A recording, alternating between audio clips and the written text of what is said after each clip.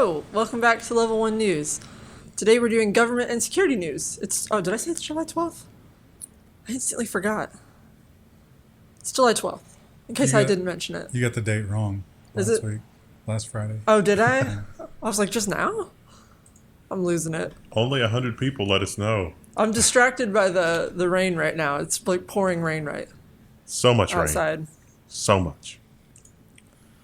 Well, we've got some unfortunate news this week. Quite a bit of unfortunate news. And the economy is still bad, but even worse than that is it seems like the march toward control has been stepped up again. I guess because they're worried about social unrest. Yeah. I mean, I think that's coming. A lot of that is happening, not just the UK, but also the EU. So now what are the two, let's review. If you've been watching for any amount of time, what are the two things that you bring up when you want to take away people's rights and you don't want them to fight back about it? Think of the children. And terrorists. UK could force end-to-end encrypted platforms to do CSAM-scanning. So this is the thing where it's like, okay, it's end-to-end encrypted, but we need you to decrypt it in the middle so we can automatically scan for certain things. And it's like, well, that's not end-to-end encrypted anymore then. But we're doing it to protect you. Right. And then it's like, oh. Not to protect you, to protect the children. Now, let's just think about this. When Google implemented this and rolled out, the weird stuff started happening with documents. Remember, people had a document that contained only a dot, and then they got emails from Google that said, we've determined that you've got some really extra mega bad documents. We're going to lock you out from accessing those documents. And you just couldn't access it. Like, your documents were just gone. And you're never going to be able to see what that list is because by the nature of the list, they can't give it to you. So I really have reservations about turning all of your computers into a thing that has a background process that's running surveillance on you the whole time. Even if that software were perfect, which it's not, you should still have ethical reservations about doing that. this from someone who insists on constantly playing PUBG. It is invasive. Now, Japan, they have decided to take a little bit of a different approach, although they do assure us, and I don't know why we'd ever doubt this, that this will never be abused. This will only be used for proper things. Japan introduces jail time and tougher penalties for online insults. I guess Tokyo is facing a little bit of unrest too, in other news. Yeah, that just came up this morning, I think. Yeah. He passed away. Their old prime minister. I don't understand. He was out of power, right? Yeah. But it's election season. It's 2 days from the election at the time we're filming this. Does he have that much sway that he can? Yeah. Okay. Yeah, he did a lot. Strange, though. Yeah. For the yeah. So, I don't know, politically or whatever. So you're saying there's still hope for George W. Just kidding. This is the young lady who sparked this. She was a wrestler and some sort of online like e-girl type person. And apparently people didn't like her for whatever reason and said some bad things to her. So she said, you know what, I'm just going to nope on out. So now you can't make posts online. And, Canada. Boy, they're leaning into the totalitarianism, aren't they? Yeah. Fully leaning into it. And we find out that some things have been going on for quite some time. Quote unquote, asleep at the wheel, as reported by The Guardian. Canada's police spyware admission raises an alarm. So apparently the RCMP is like, oh yeah, the people that got speeding tickets, we just totally loaded down their phones with horrible spyware and have been running out their batteries. And like, wait, what? It's like, imagine wasting resources on people who speed. It's like, that's totally part of our police toolbox. Now, I'm making up the speeding part, but it was really relatively minor stuff. And the RCMP seems to be going nuts with the tool. So jaywalking. Think about that when it's like, oh, we must protect the children. And then eventually it's jaywalking, anybody that's saying something a politician doesn't like, you know. It's unfortunate. A lot of things happening in Canada are real unfortunate right now. Think about a political figure that you don't like. Now imagine if they have unfettered access to your cell phone and your other information. Who wouldn't have a problem with that? There's no other kind of political figure. Now, Japan, that's a bad sort. Japan is also lining up behind the U.S. and the EU and every other country, Russia, China, and going after the big tech companies. This is a Financial Times article, but I don't even know the title. It's in the blue strip. Japanese court ruling poised to make big tech open up on algorithms. Yeah, this is the common theme in Japan and the European Union. They want to know what makes these things tick. Talk. What makes them addictive? And of course, their argument is that as a trade secret, if we tell you that, then everybody will know how to make it addictive, and we won't be able to get them addicted anymore. Or maybe it'll have an immunization effect. Oh no. No. People will never get tired of scrolling through cat videos. I would be fine if my mom was addicted to Wordle. Look, I know damn well how bad sugar is for me. That's not how you beat addictions. Does your mom play Wordle? No. Oh, she should. She does like crosswords, though. I play Wordle every day. I discovered a new one now. There's Hurdle, which plays a tiny clip of music, and you have to guess. Oh, I've listened. I've done that one. I'm not very good at it. Was it Ben Stein that was on the Name That Tune show before he went to win Ben Stein's money? And it was like, I can name that tune in one note, and it's just like, you're just showing off now. Well, Russia. Russia is the boogeyman. I'm sorry. Middle Eastern countries are the boogeyman. But, scratch that. Now it's Russia. Oh, wait, scratch that because they're busy with something else. Who do we got left? Oh, right. China. China, MI5 and FBI heads warn of immense threat. So there's an article about this. You should watch this, but the video is actually much more interesting.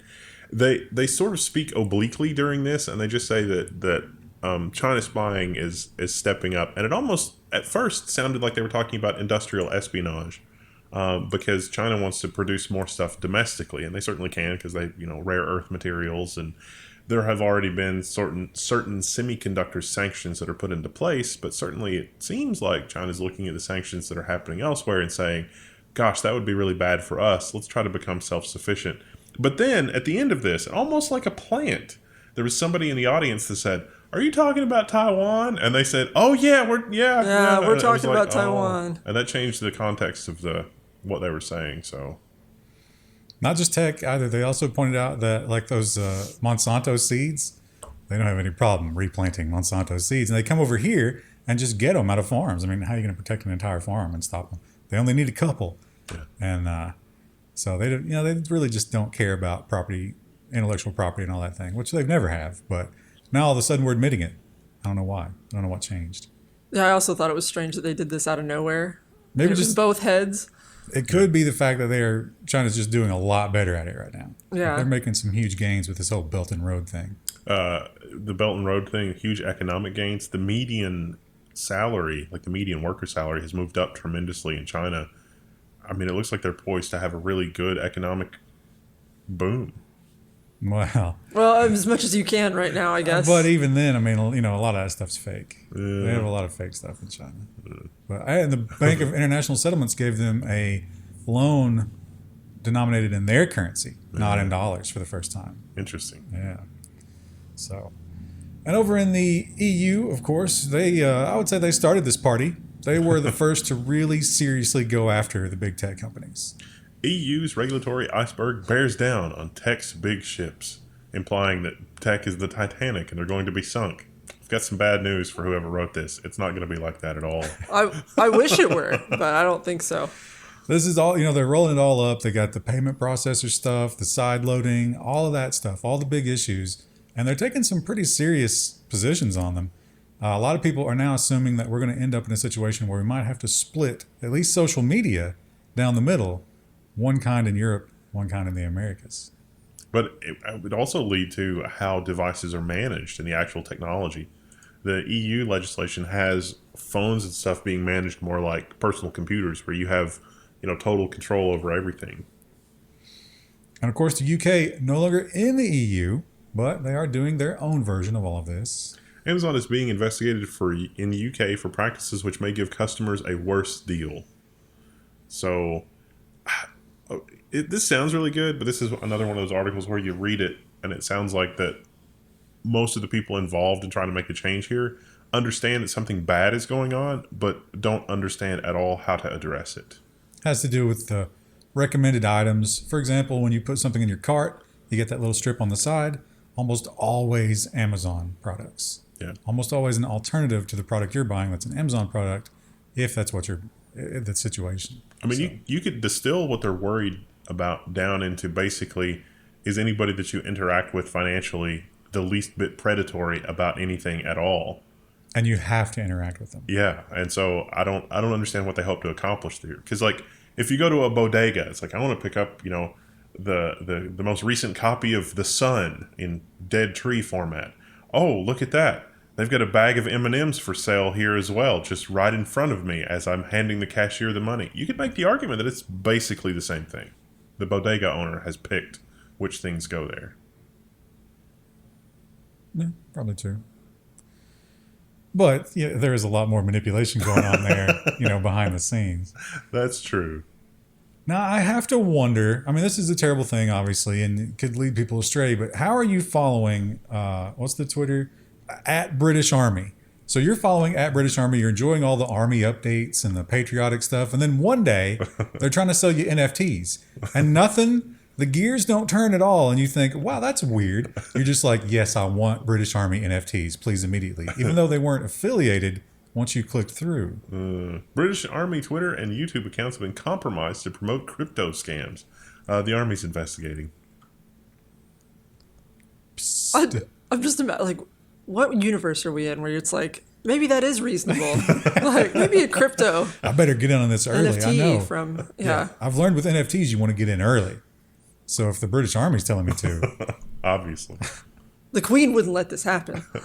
We don't know exactly how, but I imagine someone was fished. It's pretty much 99% of the time how it happens. The British NFTs are coming. 1 if by land, 0 if by sea. Now, we learned that we had a huge injunction for online uploads and filtering. It was really, really a nasty ruling. It had to do with an Israeli company who was broadcasting Israeli TV shows to the United States without permission.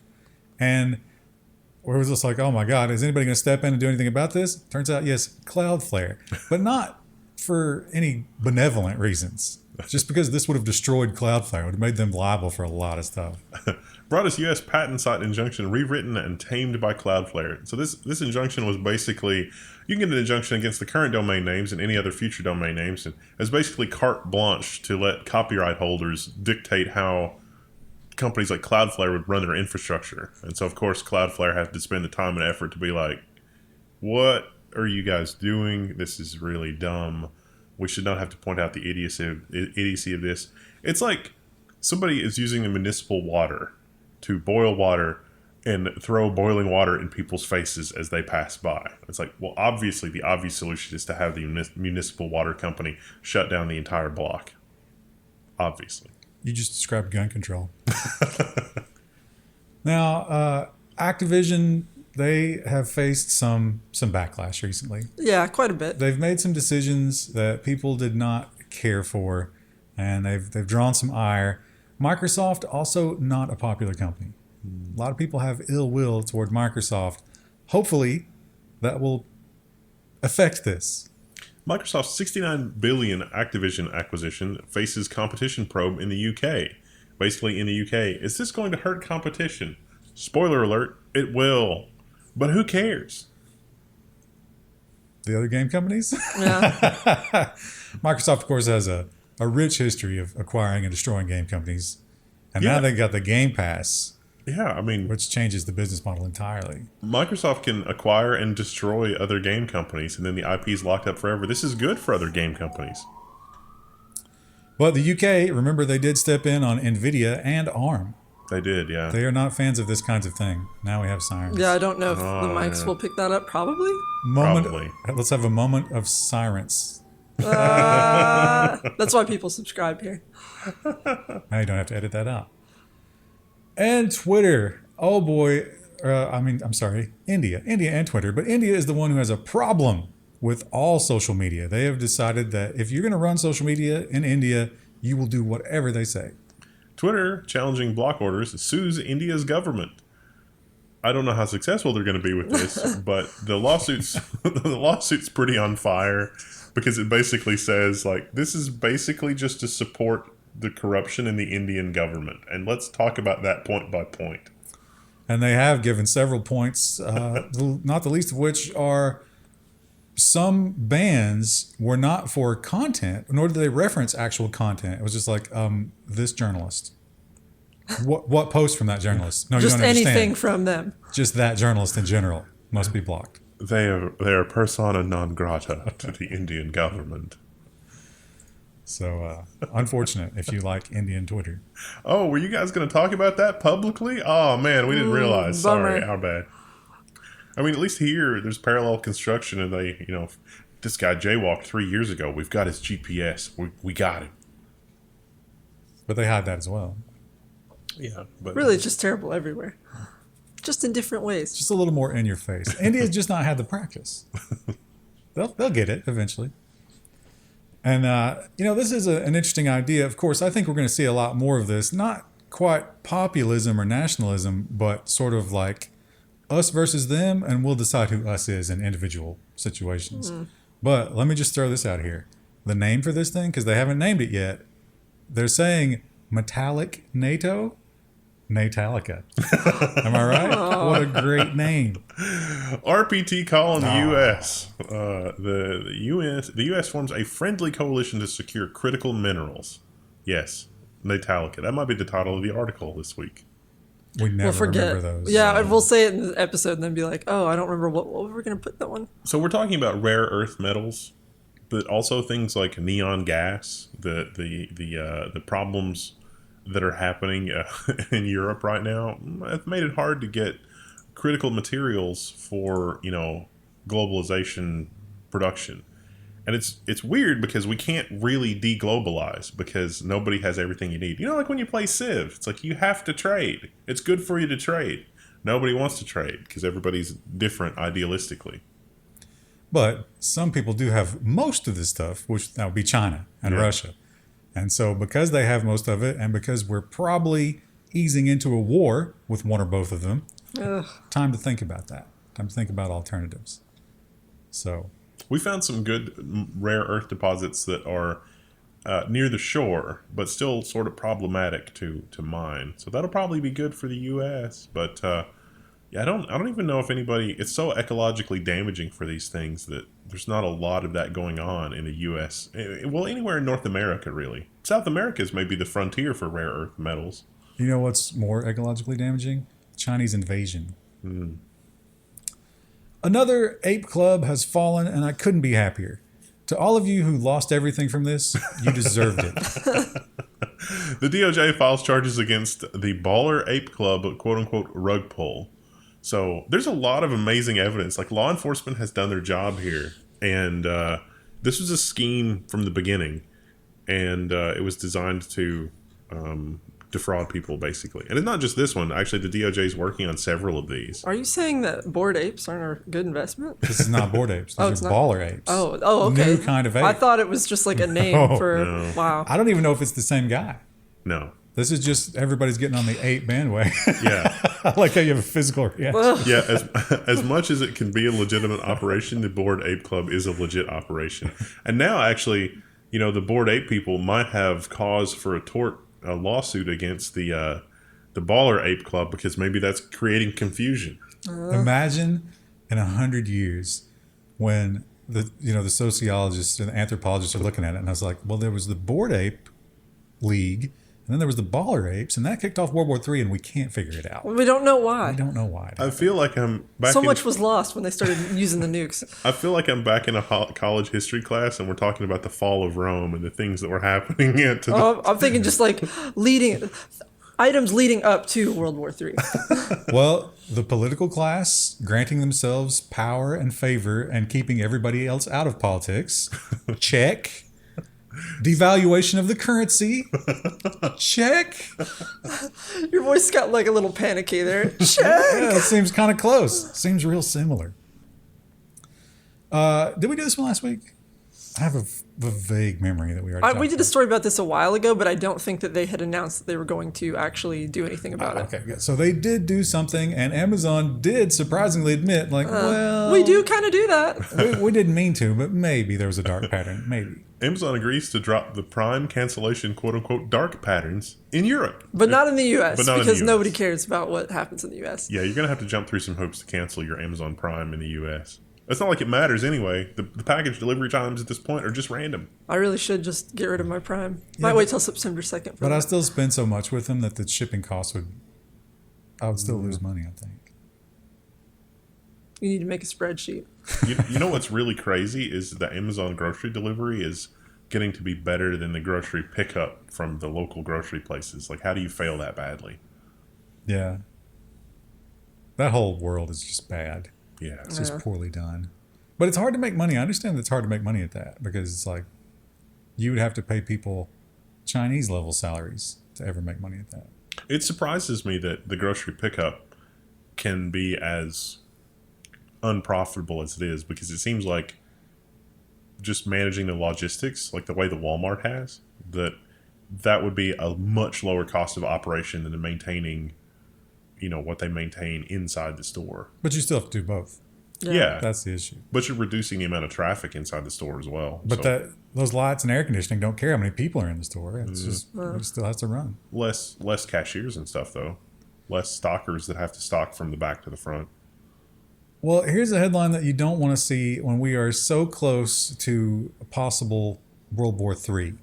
Because we have learned when it comes to hypersonic ICBMs that we're a little bit behind. But hey, don't worry, because we got some new ones on the way. Oh, but ICBM test rocket explodes seconds after launch. This is on the Hill, so this article has a lot of political undertones, but basically Space Force tried their own ICBM launch. It did not go well. I can't get over that we have a Space Force. I mean, I think it kind of makes sense the way things are going, but also like Space Force. There's Space Force on Netflix, and every time I read an article like this, I'm thinking about... Yeah, it doesn't feel real, right? Like Yeah. It feels like a parody or something, or a television show. Or Yeah, it's like John Malkovich was like screaming at somebody as the rocket exploded, and the whole problem was because they accidentally hit the oxygen button instead of some other button, and it's just, I don't know. Damn, and he ripped his glasses off. Next time on Space Force. This only made it 11 seconds, and I imagine that due to the delayed liftoff time, sometimes they're just like hovering there. It was still close enough to the ground, started a pretty big fire. Yeah. So, unfortunate. Sure, we'll try again. Next season on Space Force. You think it'll take them another season? Is it better or worse than Picard? That's much better. Almost everything could be better than Picard. It's actually much more genuinely entertaining. It's just because it's able to. It definitely conveys like some of the Kafka-esque aspects of, but also it's just, I don't know. It's just funny. I think the last thing I had a really physical reaction to was Picard. Watching that first episode, I was like, oh. You should watch Obi-Wan Kenobi. I probably wouldn't like that either. I mean, there's moments of okay stuff in there, but there's so much that You have to like slog through to get to. Those editors, I feel like they must have had a gun on them the entire time. It's like, Yeah. no, you will leave that in. Like the chase scene. I did see a clip of that where they're chasing the little girl. That's not even close to the bottom. Wow.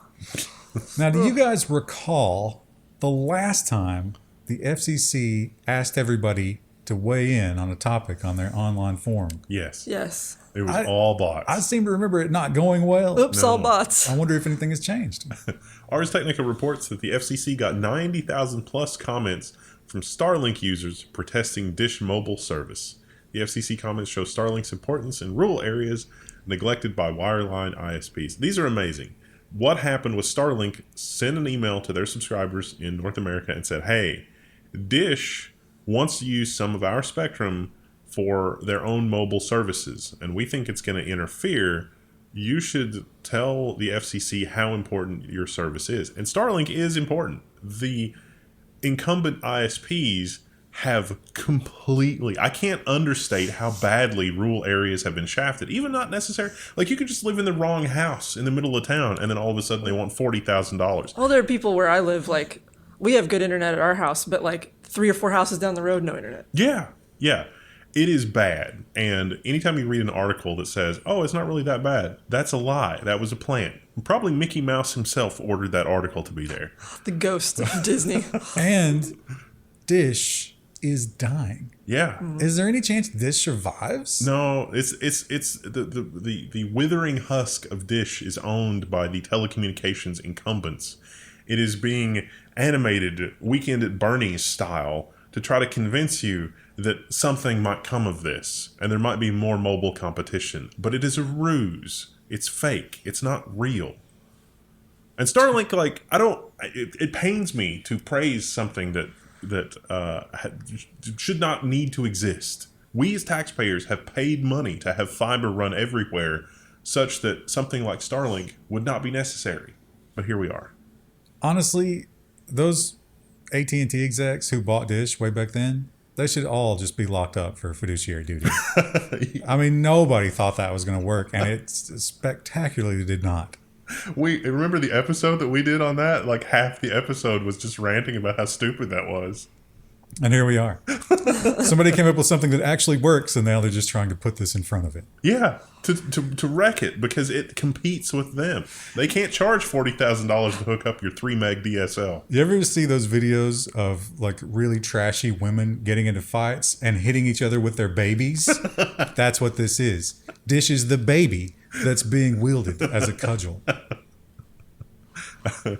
Now, we learned about Anom a while back. You think it's Anom or Anom? Probably Anom for anonymous. Right? Yeah, I would think. It was a special kind of mobile phone that was built for criminal activity. Now, if you think that's a little suspicious, you're right on the money, because it was the FBI the entire time. And now we're learning more about that. This is the code the FBI used to wiretap the world. You should read this. It's cool. But also keep in the back of your mind, when law enforcement shows up and said, oh gosh, we need to break that end-to-end encryption, this is Exhibit A for why that's a lie. There's a little piece of it. Now, they did crap on this code pretty bad, although they had to admit that some of the engineers at Anom were completely blind to the idea that the FBI was running the show. They thought they were still working at a company that was just doing like really, really safe communication. The FBI would then take their stuff and break it and copy paste it and do the other stuff. The way they did it, and they point out that this is something that has actually been talked about in government as a way to get around this whole end-to-end encryption thing. They create another contact on your phone, and then that contact gets added to everything you do. So if you want to start a text message or a group chat, it's a hidden contact. The contact gets added to the group chat. So it's like, oh, here's the cocaine chat.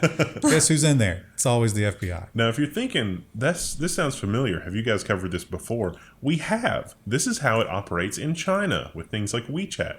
So when you say something like, are you going to the Tiananmen Square remembrance thing, that message is deleted before it makes it to anybody. And you get a visit.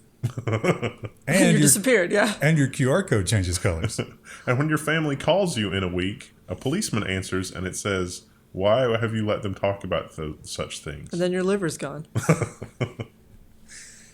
And Apple, of course, their phones, I think their phones are probably more often used among journalists and the idealists, the people who buy into that kind of garbage.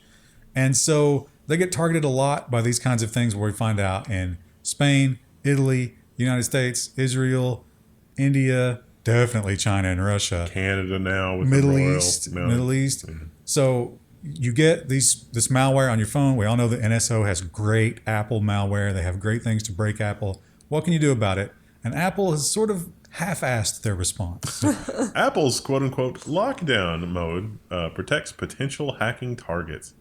Basically, it turns off automatic stuff for the group chat. It turns off automatic stuff for FaceTime. It turns automatic website previews, which could give away your location.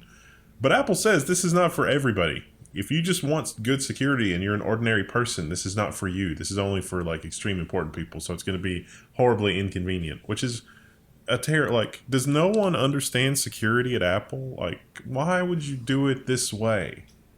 Because you don't actually want to do it. Yeah. Because it ruins the experience. Yeah. And it shows people, if people look at the lockdown phone versus their phone and how bad it is, they're like, oh, so everything my phone does is a vector? Yes. Can we just use 2 pixels at the top of the screen that glow green when the microphone is on? How hard would that be to do? But they need that so they can advertise to you at all turns. And phishing links. Now, you would expect someone who's working at a front desk to get phished. You would expect someone who's working in HR to get phished. Maybe low technical knowledge.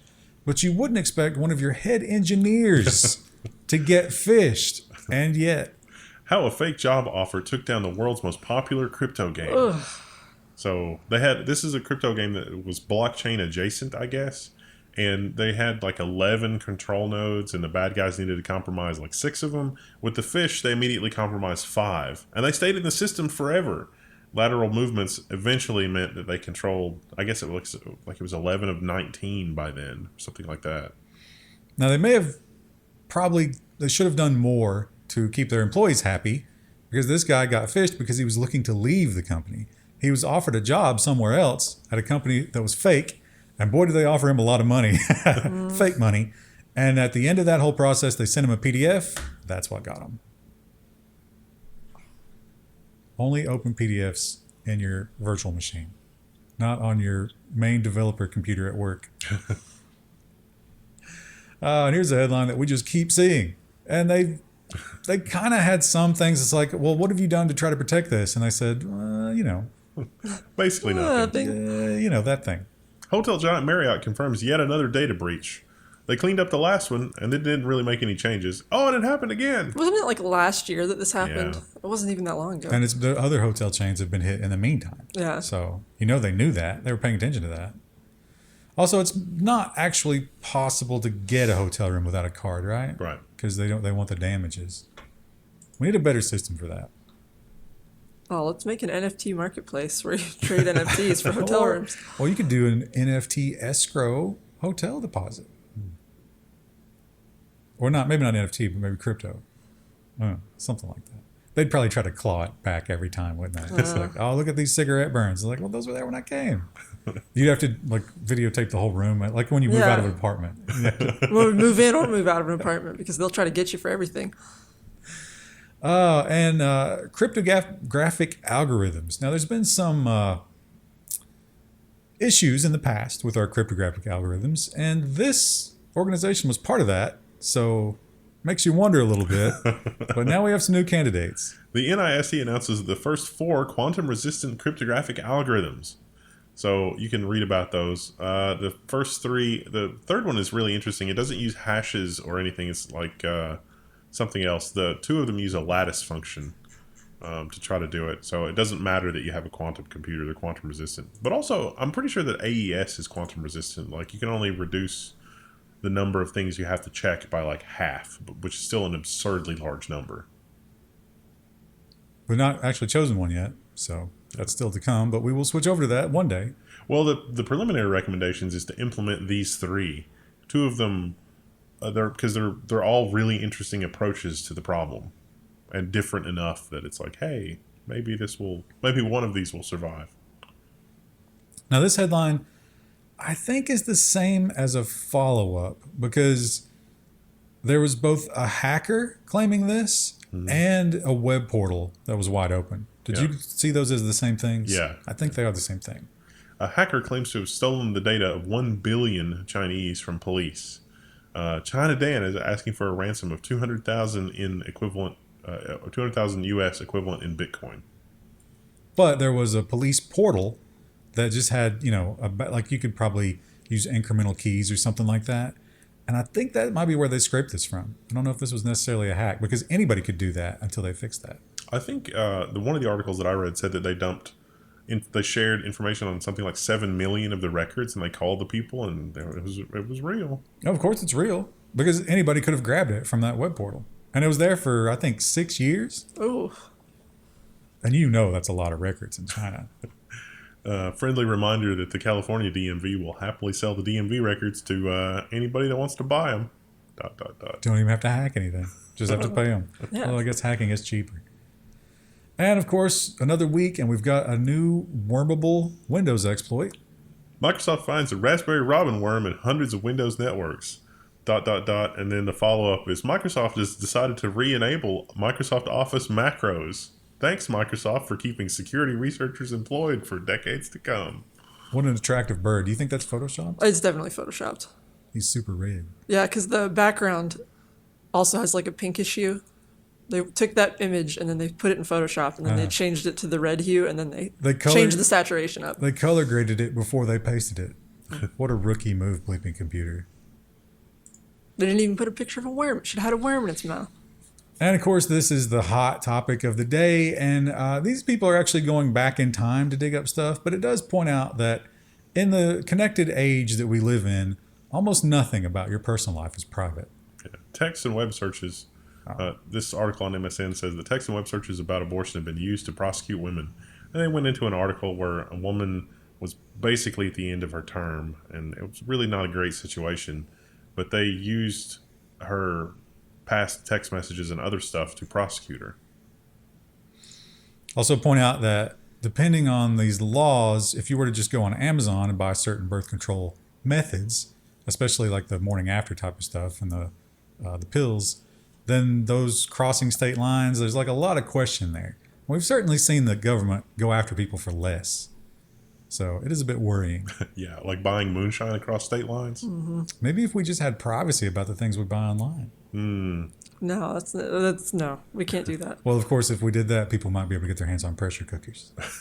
We need to co-opt your phone. Lawn darts. Your phone is maintaining a long list of things that are disallowed, and it's like, you know, I bought a lawn dart and a pressure cooker on the same day, and my battery's already at 7%. It's trying to get somebody's attention. Remember that, I can't remember which government it was, but the people, I think it was in Africa, where the people were breaking the phone protection so that they could delete the spy partition because it was eating up all their space. They couldn't store anything else because it was just all spy partition. That's coming to a first world country near you. You got to get an extra storage device for your spy partition. And this is terrifying, and we just keep seeing stories about this over and over. Something has to happen here. Like, I mean, we're going after Apple for all these other things, and admittedly, those are important things, but this one seems more critical because this is actively being used by criminals every day. Altered Carbon actor Hannah Rose May shares a recent AirTag tracking experience. In summary, she went to Disneyland, and at Disneyland, they check your bags, and the AirTag apparently showed up when they checked her bags. Look at the URL. Look at the friendly URL and look at the title. They changed that title. Why do you think they changed that title? Because Disneyland. Well, so look at the photo, the stock, or not the stock photo, but the actual article photo is also. In before Disney. So she tweeted about this. She went through a bag check, and then she went along her enjoyment of Disneyland. And when she got back to her car, her phone picked it up. And she was like, wait, what? She went through her purse. There it was. She was being tracked. Now, why would you track? Very attractive young girl. I don't know if they knew she was famous or if this is just standard Disney lechery. The article does talk about some false positives because somebody was in an Uber and it was like, hey, an AirTag is following you. And it's like, okay, was that, you know, something that was on the person's person, or was that a phantom AirTag, or was that, you know, what is it? So there have been some false positives documented, not in this case, but there are some false positive cases. And, you know, the Apple ad campaign sort of writes itself here. It's like, oh, you don't have an iPhone and somebody's tracking you with it? Well, I guess you'll die. Well, see, I thought about that, and I was what like, a happy ad campaign that is. because you have no protection against this. If somebody wants to know where you live, all they got to know is what car you drive. Yeah. Right. And they just slap it on there, and then Call the DMV. I've got $100. So here's the thing.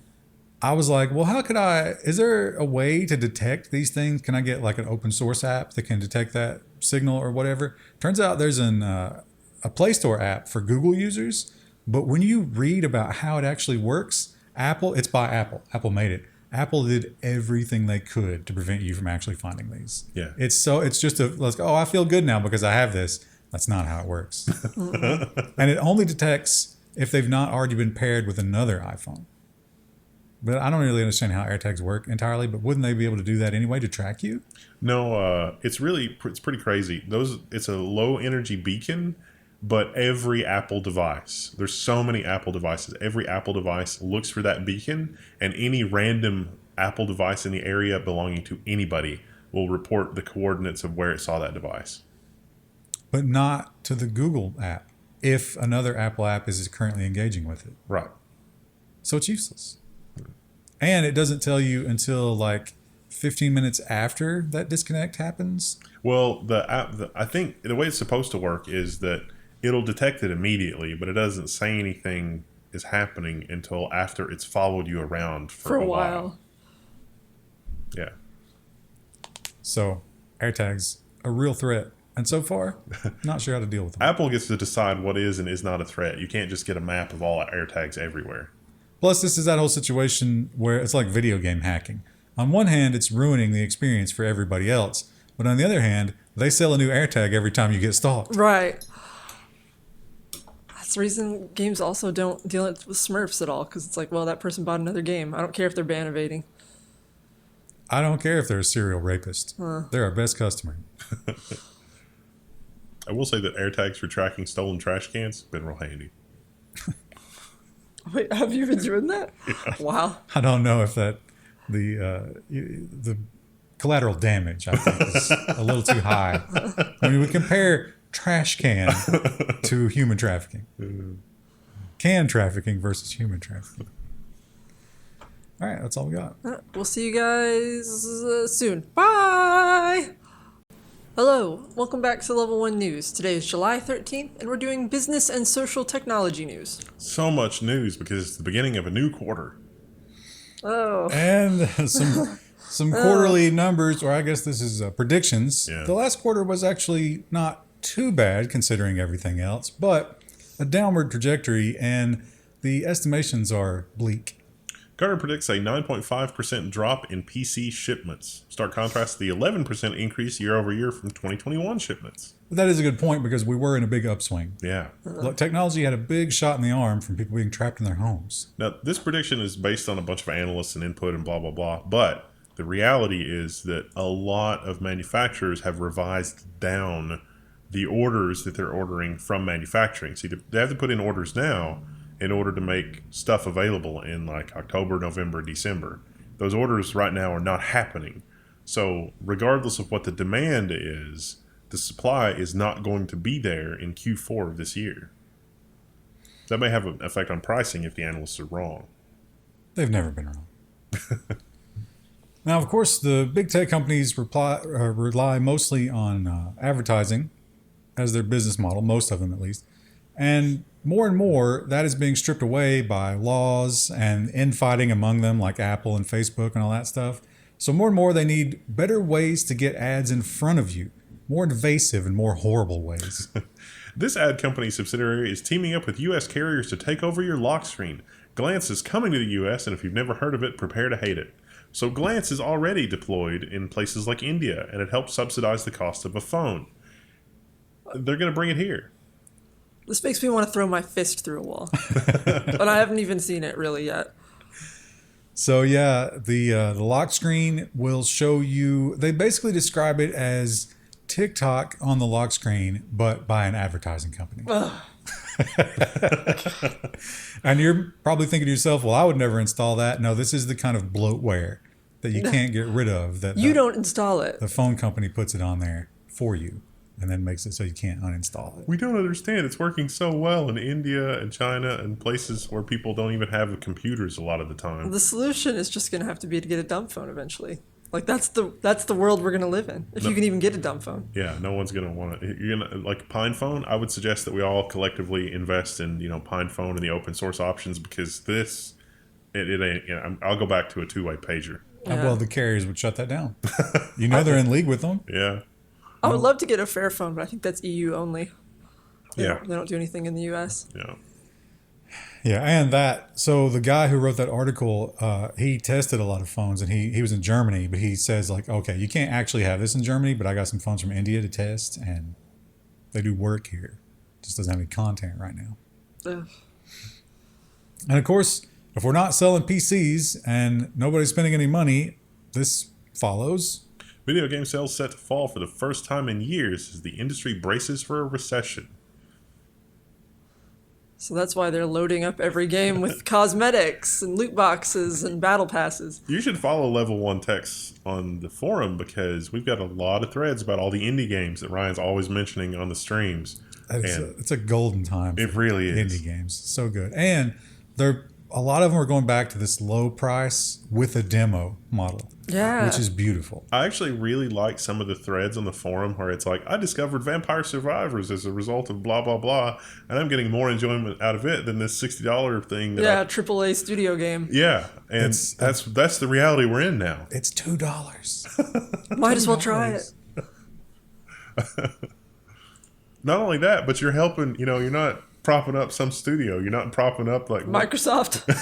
Yeah, it's like you if 1 million people buy that dude's game for a couple of dollars, he's probably not going to have to work for at least a couple of years. He might make more games than we like. Yeah, it'll be time to do stuff. It's like, you guys supporting us. We've got time. There's time now. And Apple has not had a real blockbuster hardware offering in quite some time. For a while there, they were known as like really changing the game and really revolutionizing things. Not for a lot of years. Tangential to that, but I want to just work this in on the, because we have the M2. The M2, they juiced the wattage and cooling and all this other kind of thing. It didn't occur to me until recently that means that not the phone is prioritized. So like, not only is Apple not coming out with really any amazing hardware, the M2 and everything that it is, it doesn't really super work well in the phone form factor because of the power requirements and everything else. They're hitting the same wall as everybody with their stuff. So they're just having to reach around and do things other than innovation. Because everybody's already got a phone. Right. And they're not upgrading the way they used to. Yeah. But if you're too extreme and your phone keeps getting destroyed. Apple reportedly plans to launch an extreme sports Apple Watch with a larger screen and a metal casing. I wonder if it's going to be more durable, because just because it's a larger screen and a metal case doesn't mean that it's going to be more durable. Well, they said the glass was tempered more, which means raises the question, why don't you just do that for all of them? Yeah. Isn't that the number one damage that they take? Also, a larger screen. I mean, I guess that's nicer to interact with, but like, again, that's just more opportunity to bust it. I'll never forget Tim Cook lying to me and saying, "Oh, it's basically artificial sapphire. The screen is never going to break." That was lies. I've noticed that a lot of like really sort of like bro guys, like soldiers and cops and stuff, they all have massive watches. That's like a thing. Like, I don't know if it's a status or whatever, but you would think with an athletic watch, you would want less watch, right? I would also more think out of the that, way. yeah. No, it's got to be big. But then, like, the developers and stuff like that I know, they always have the calculator watch, the Casio. That's every single one. If you're in the comments, do you have one? Because most people I know. You know somebody right now that's rocking one of those? Yes. Wow. I know a few people who are rocking one of those. They were so impractical. Steve Wozniak has a Nixie tube watch where he hits a button and the real so Nixie tube. Yeah. Well, Steve Wozniak is desperate for attention. Oh, and the drought. Everybody loves the drought. That's a bit of a good doom scroll. Yeah, it's a bit of an existential threat peak, because I mean, it really is going to be terrible, and we're so close to it, and not a lot's changing. We're just kind of cruising along. And one of the biggest problems, I mean, in my mind, where we start here, where the obvious first step is, and I bet this would save so much, NSA. Yeah. Right? NSA has like basically little cities that are just data centers. You know what we should do? We should turn off the water. The West drought could bring about a data center reckoning. And this article goes into talk numbers about different data centers, how much water they use. It's actually a pretty closely guarded secret. In fact, Google sued, Idaho, to stop a public disclosure of their actual water usage.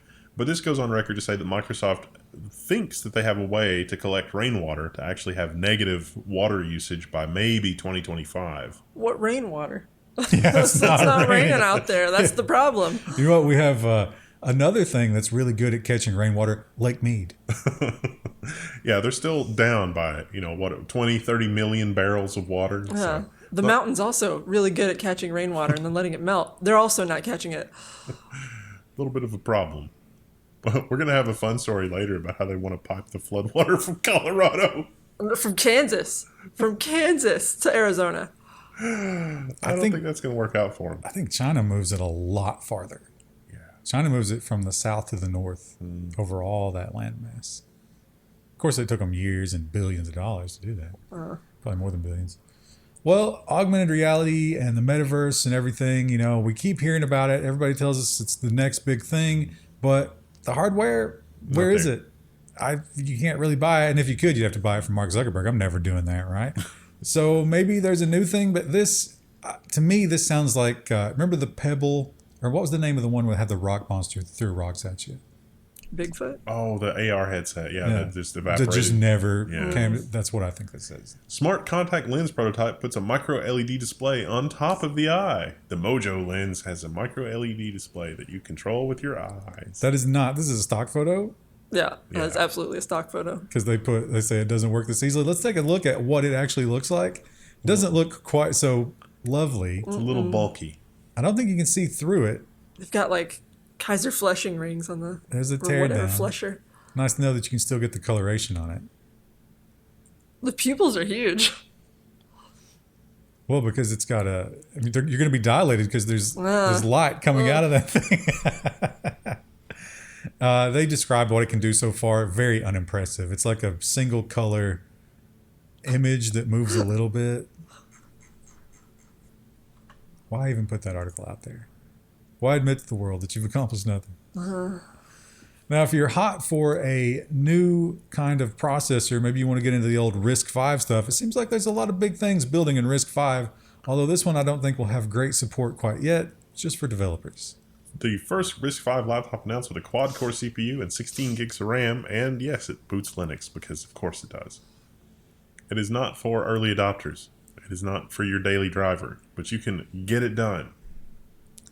Now, I don't like the first line of their press release at all. A Web3 friendly platform with NFT creation and publication pulls interactive MetaMask style wallet. Yeah, we don't. I don't want any That's of just that. word soup. When you dig into it, this is a Chinese company, I think, that's working on this. And so this has got to be also like the whole, Belt and Road sanction thing, because RISC-V would be really good for China if it's a little bit further along, assuming that things go sideways in the not too distant future.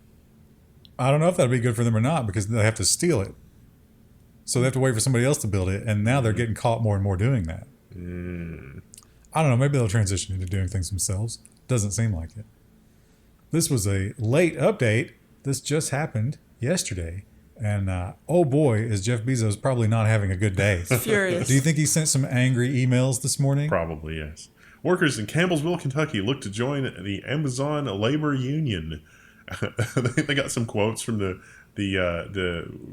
it's not really a leader, but like one of the employees that is working on organizing this. And he seems to have some pretty good evidence that Amazon's been spying on them and doing some things that are not allowed. Well, he was like a lot of these people. He was he was a big activist for this kind of thing. He was printing stuff out, handing it out. Ooh, do they not like that? More importantly, he was going in on his day off.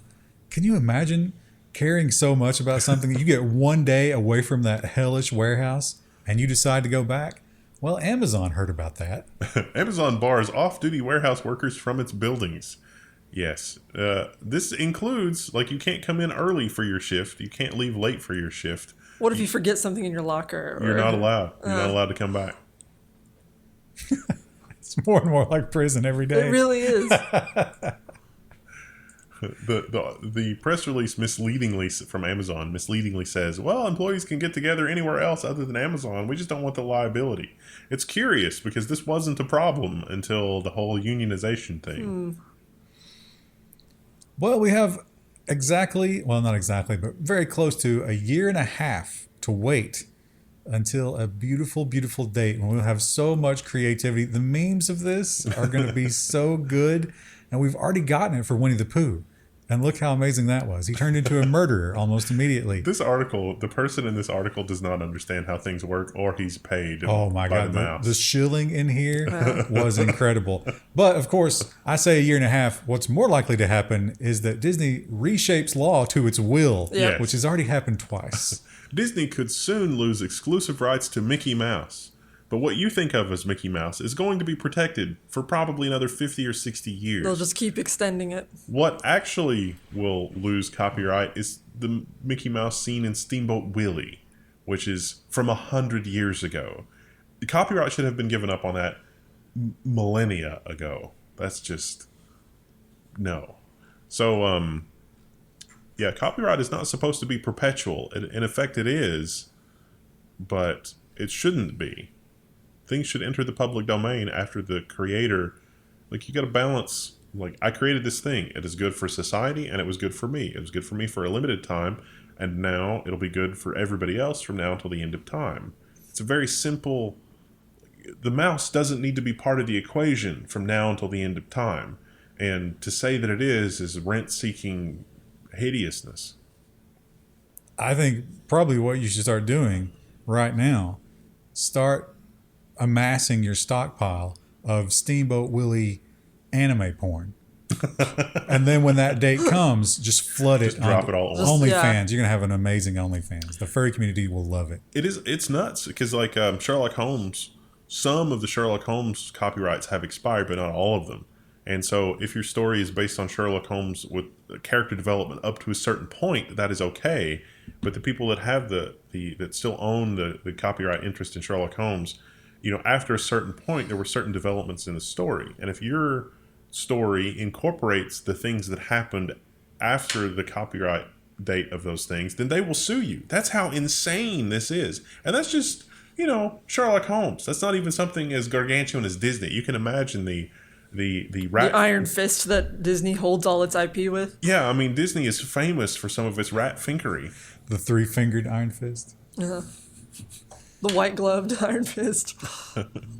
And we have had, electric vehicles have been catching on more and more, and we are running out the clock during all of that time on those subsidies. And the time is up for another automaker. Tesla's already out. Toyota will be the third automaker to lose the EV tax credit in the U.S., following GM and Tesla. I'm honestly impressed that GM sold that many electric cars. Yeah, well, they had to recall them all. That doesn't count. Tomato, that's fine. Why does that count under tax law? That shouldn't count. It shouldn't exist at all. They should not be able to pick winners. That's ridiculous. I was so excited to read this story. It's a pinnacle of hope, not from the companies and the government, the powers that be, that we know will never change, but the people standing against it. Yeah. Now, I think a lot of this comes from people just being broke. Yeah. They didn't say what the floor was. There was a floor. I looked that up. Oh, what's the What number? was it? They didn't give me a number, but That's what I'm saying. They didn't say there was a floor, but they didn't say what the number was. at the time, I think it was like 68,000 U.S. equivalent. That makes no sense because this car, a resale right now is going to be worth over 100 easily. So maybe people were just angry about it. I don't know.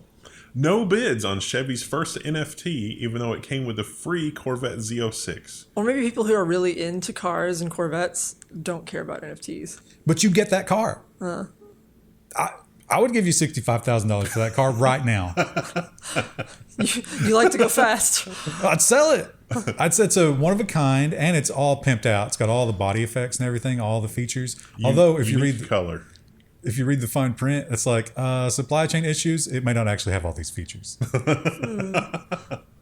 You like air conditioning. This car doesn't have that. But I guess this is the NFT, and then of course the car comes with it. But nobody wanted it. The proceeds were supposed to go to a charity, so I feel like the charity got screwed. Yeah, a little They bit. should just give the charity the car and let them auction it. Yeah, exactly.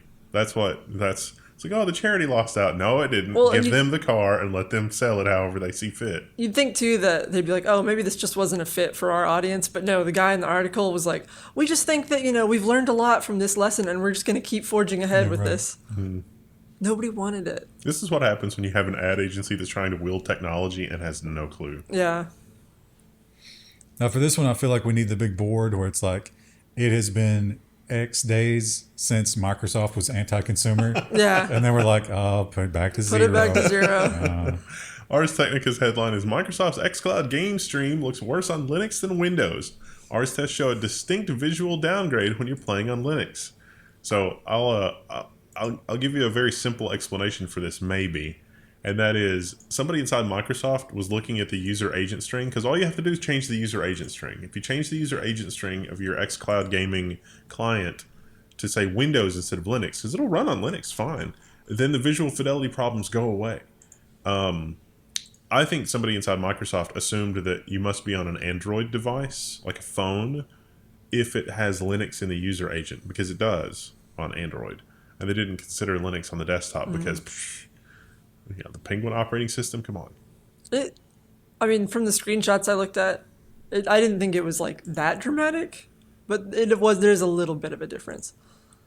It is sort of crazy that they're making decisions about whether or not to send you, phone grade or desktop grade based on the user agent. It seems like you control the client software here, Microsoft. Maybe give some telemetry to it's like, oh, the native device resolution of the device that we're connecting from is a phone.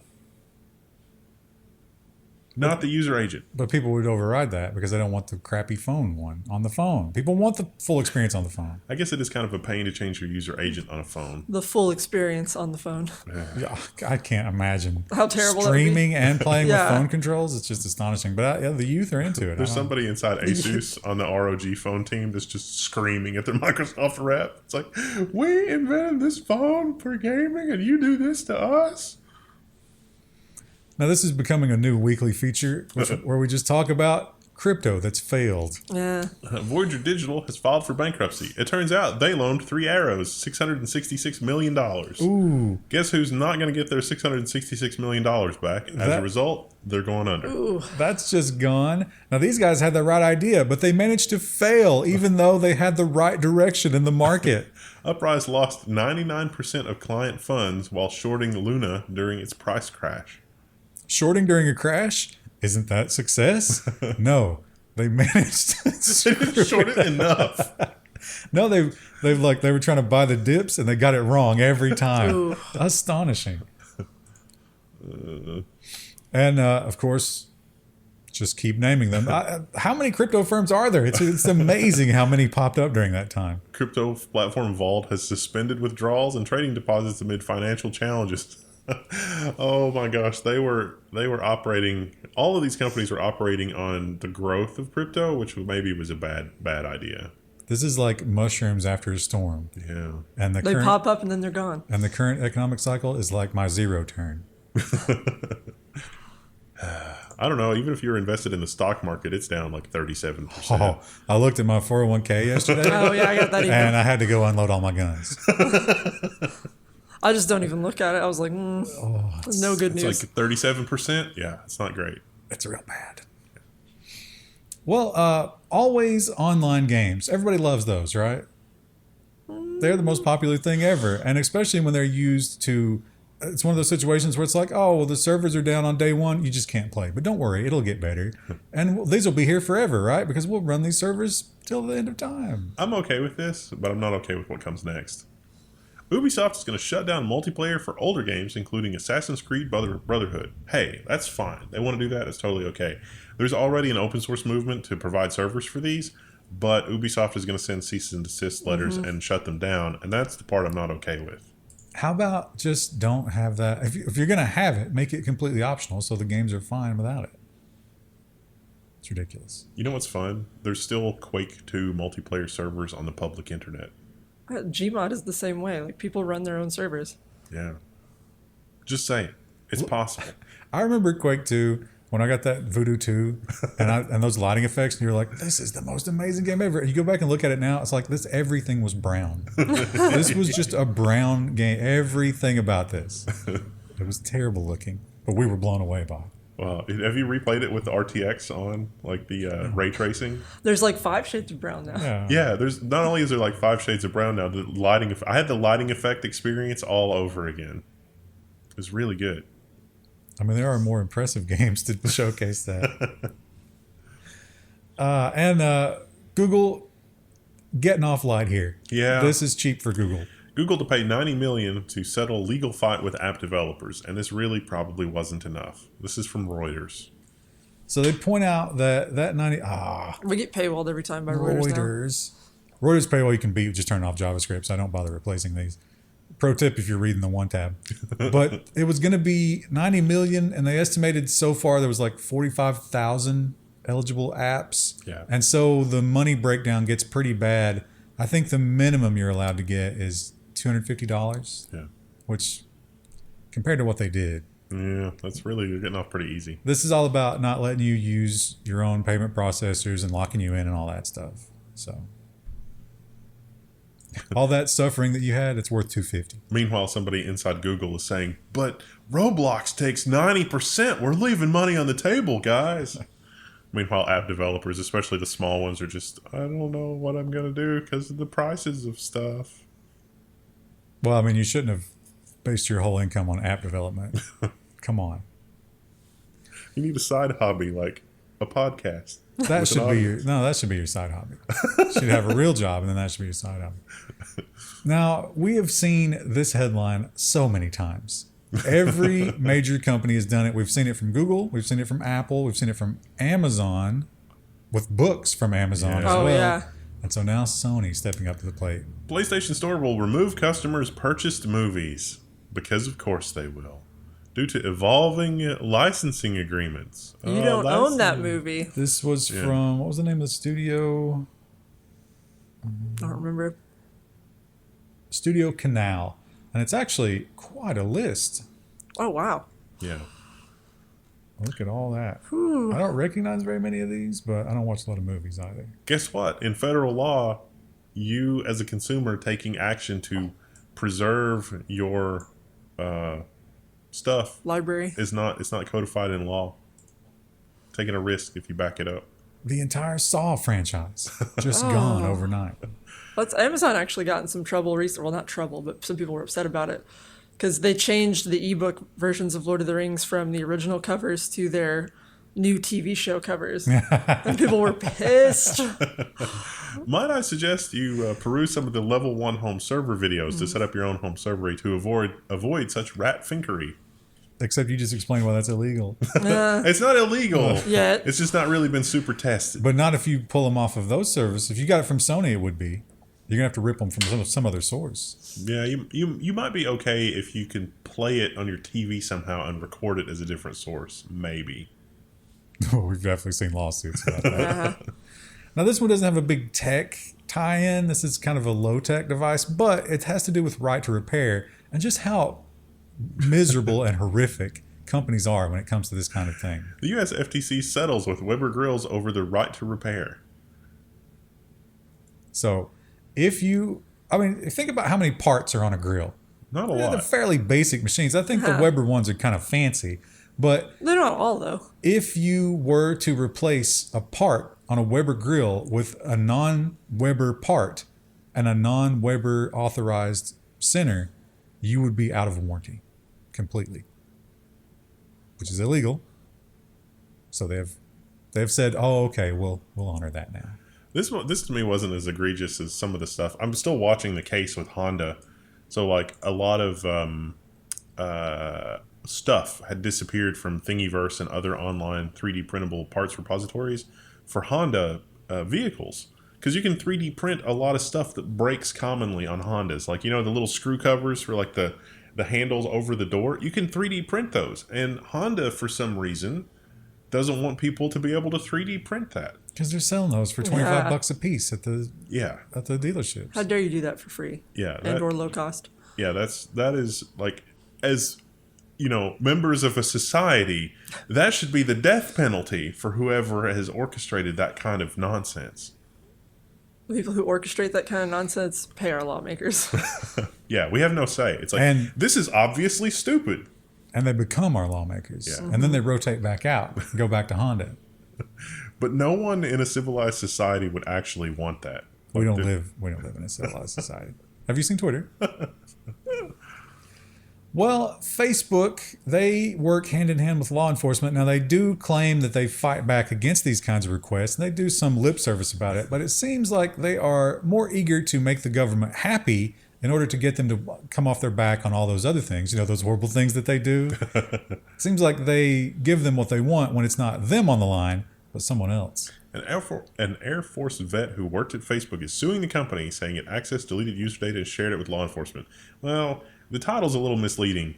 An Air Force vet who worked at Facebook is suing the company for wrongful dismissal because he says it's retaliation because he raised ethical issues because Facebook was sharing user-deleted information with law enforcement on request. So it's like people will delete their information. They would assume it's deleted, close their account. Well, it turns out Facebook was maybe hanging on to that. So he blew that whistle. Facebook knew they couldn't come after him for that because, boy, that would be terrible PR, right? So they just observed him, and then his grandmother her Facebook got hacked. How much do you think that could have been inside? Probably. Could have easily been Facebook doing that. So she knew, hey, grandson works at Facebook. I'll just dial him up. And she did. And she was like, oh, hey, Facebook got hacked. And he's like, don't worry, Grandma, I'm all over this. He put her email into their little tool that they have internally. But because that was not a real support request that he was assigned, he was fired for putting her name in there, her email address. It does seem like wrongful termination slam dunk, doesn't it? I mean, he was abusing the tool, but it turned out grandma was hacked and he was able to help her. So, Which is what his job role was. exactly. Yeah. It's they subscribe to the Bezos, school of managerial thought when it comes to. At best, they could argue that she jumped in front Jumped of a the queue, line. yeah. But is that enough to fire somebody? No. And maybe just be like, hey, next time, don't immediately do that, or like run it by your supervisor. Yeah. Now, for the longest time, I refused to use Spotify because Spotify only worked with social media logins. Remember that dark time? Yeah. And I was like, I'm never doing it. I'm never doing a Facebook login. I just simply will not. I will just suffer and not enjoy your product. I think they understand that mentality. But I think that they think that we think this idea is going to be any different. Oh, It man. will not. There was a quote from Zuckerberg, and it's just the most tone-deaf thing I've ever seen. Meta is dumping Facebook logins for VR headsets and everything else as its metaverse ID system. Oh. So right now, today, or within a couple of days, or very soon, if you've got the VR headset already, because remember the whole Lucky Palmer Oculus thing, you don't have to have a Facebook account. You have to have this other account. It's totally not just a thin wallpaper of something else over your old Facebook login. Now, you could Totally not the same. you could connect your Facebook and Instagram logins if you wanted, but you don't have to. And there's certainly no way that's well documented that Facebook already ties those together and tracks you everywhere on the web. The quote from Mark Zuckerberg is like, you said you didn't want a Facebook account. We heard, we're listening. No, this is the definition of not listening at all. No, it's a metaverse account. Totally different. I don't know what you're talking about. Enjoy some sweet baby rays. I think I'll probably never play Minecraft again for the same reason. Yeah. Oh, I got that email. Yeah. Apparently I bought a copy at some point. Yeah. And they're like, you have to do this if you want to keep. And it's I'm willing. I like Minecraft. I think it's a fantastic game, but I'm willing to never play it again. I'll probably have to play it again because I always judge the Minecraft server. And I like to play on the Minecraft server. Yeah. Can we support that next year? People really love it. Is there something we can Someone made switch to? map art of you. Oh, now So we've now all got we've it. all had map Yeah. art made. Yeah. Well, we talked about this a little bit in the government section. This has to do with Europe and Facebook's fight. And Facebook, much like they did in Australia, is playing chicken here. You got to wonder how far they'll go. Europe faces Facebook blackout. Ireland's data authority informs the EU counterparts that it will block the platform from sending user data to US. Facebook said, well, that would probably make the website stop working. You do you. We'll let you know. Most likely, we're going to end up with your EU Facebook. That'll be different than all the other Facebooks. I wonder if it's going to be different than US TikTok, where it's in the Oracle Data Cloud in the US, but there's also a copy of it not in the US. I read all these stories about how like we're gonna make separate versions of basically like our website for everybody. And it's like, is this what the people who made the internet envisioned? Where No. everyone was partitioned like that? Like, No, it's I'm like, pretty sure interconnected network Yeah. was supposed to bring us together. bring us all to. Maybe that's what we need. It's like we can't agree on all the nonsense that everybody's riled up on Twitter about, but we can all agree that you should be able to 3D print replacement parts for your owned Honda. See, that's the thing about it. I think we mostly do agree, but it doesn't matter because we don't have power. We not only do we not have power, anytime that we start to realize that we don't have the power and maybe we need to do something about it, people start screaming about things that people disagree about, and that makes everybody hate everybody else, and we can't accomplish the things that we all agree on. Like, look at the poll numbers for the U.S., Canada, certainly the U.K. We see you in the UK. We see your suffering. We feel it too. If we're going along the lines of, hey, let's just all agree on something, we agree. We're mostly on the same page. Doesn't matter.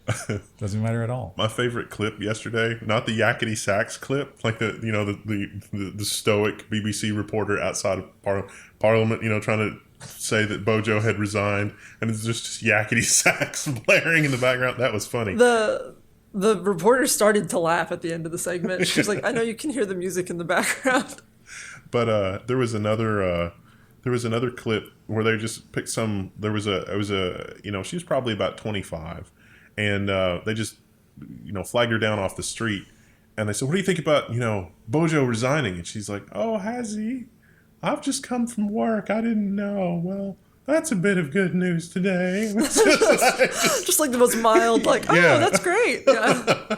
It was so funny. But I think that reaction is explained by the fact that she knows, as a person with an IQ in the triple digits, that nothing will change. Yeah, I mean, that's basically... And I think we can all agree, hopefully, and maybe not. I am out of touch. I'll admit, I'm not with it. I don't understand the youth, but I hope that we're all against this. Yeah, this is kind of dumb. Reddit will sell collectible avatars, quote unquote, and yes, they're NFTs. They're blockchain-backed digital items that are available in /r/collectible avatars. This guy online did it first, son. Guy online had not regional, but like holiday events, and they would release special cosmetic items for your avatar like this. And then there was a marketplace, and people would spend their Gaia gold to get them. This is just the same thing. We've seen it already. This is like 15 years old at this point. I feel like this would be more successful were it not tainted by NFT, because Right. this is like, look at Steam Cosmetics. Gabe was doing this with knives and skins in various Valve games way before any of this, and it was very profitable for Steam without being terrible. Like everything was like $1 or $2 or 50 cents or 25 cents. Remember when you would get the free cards, and after you got 1,000 free cards, you could get a free game because they were all worth like 10 cents each. That was fine. These are like $200,000. Well, not these specifically, but the other NFT stuff. What were you saying? Oh, just same thing. I feel like we shouldn't have to do this at all. Like, why? I've got so many cards. I'm gonna, hopefully Steam survives, so that someday when I'm 80, there's gonna be a small town interest piece about the old man who sold all of his Steam cards and bought a new truck or whatever. Yeah, I'd had them since I was a young man. I have a feeling it's probably going to be more like you sold all your Steam cards so that you can afford to live in the home for another year. Dialysis. And they don't put you in the sleep pod. I got 6 months worth of dialysis for those cards. I was thinking like a truck so you could drive through the wasteland and get potatoes. Or a gallon of fuel. Yeah. Oh. I can't decide which story you think should come first. Because it's definitely cause and effect, right? Yeah. Let's start with the cause. So we've heard this for a while, and we've always I believed it. I mean, it's not very easy, unbelievable. Yeah, very easy to believe. But now we have admission. TikTok confirms some China-based employees can access U.S. user data, even though all the user data probably really is stored in the U.S. They said they made changes to their service and everything stored in the U.S. It does look like they're using the Oracle Cloud to do that, but that doesn't mean the data isn't also piped somewhere else, or it isn't accessible elsewhere in the world. Yeah, somebody has a dashboard login in China, and while they may not be on the books CCP, come on. They're for sure CCP. And of course, we already had a lot of politicians who were going after TikTok, so this really gave them ammunition. An FCC regulator wants TikTok removed from the app stores. Here's how the company executive responded. We reported on that, and the company executive just said, it's fine. We're using the Oracle Cloud, which didn't really directly answer anything. But sir, and he's like, no, it's okay. Don't worry about it. Don't think about it. It's fun and ambivalent videos. Just keep scrolling, people. Just keep scrolling. Nothing to see here. Also, we're being a little hypocritical. Well, not really hypocritical. We're doing it for the memes. We do have a TikTok now, I think. Yeah, but we don't know what to do with it. No. Well, it's our Amber, who you guys know. She suggested we try it out to put some short vids on. And we might do a separate shorts channel with just me blowing things up. Oh, wow. They're going to comment on that. The mistakes on the thing. No, it's but going it to won't be be. Yeah, it won't be in the main feed, so you guys won't get spammed with it if you don't want to be. Yeah, they're still not going to like it. Well, a lot of the anti-TikTok people are very vocal. I mean, I don't want TikTok for myself, but I can see why it might be good for marketing purposes as much as I hate it. The TikTok is so bad that it's just shocking. It's like, put your phone in the microwave. Yeah, to speed up your internet, just put your laptop in the microwave. And it's like, no, don't do that. It's like, change these settings on your NIC. No, don't do that. You should make your MTU 1000 and it'll speed things up. No, please no. And finally, the biggest story from a couple of months ago has been sort of just languishing. We didn't know what was happening. We knew that Elon Musk had the fire hose, but what was it teaching him? Well, we're still not certain, but it seems like he doesn't like what he sees. It's looking more like Elon Musk could bail on buying Twitter. So there's some things that are not really super well covered in this. There's more details in the article, but first thing is that he was buying followers on Twitter up to his birthday and then stopped after his birthday. It's what it looks like based on the patterns, like independent analysis. People looked at it and said, what's going on with this?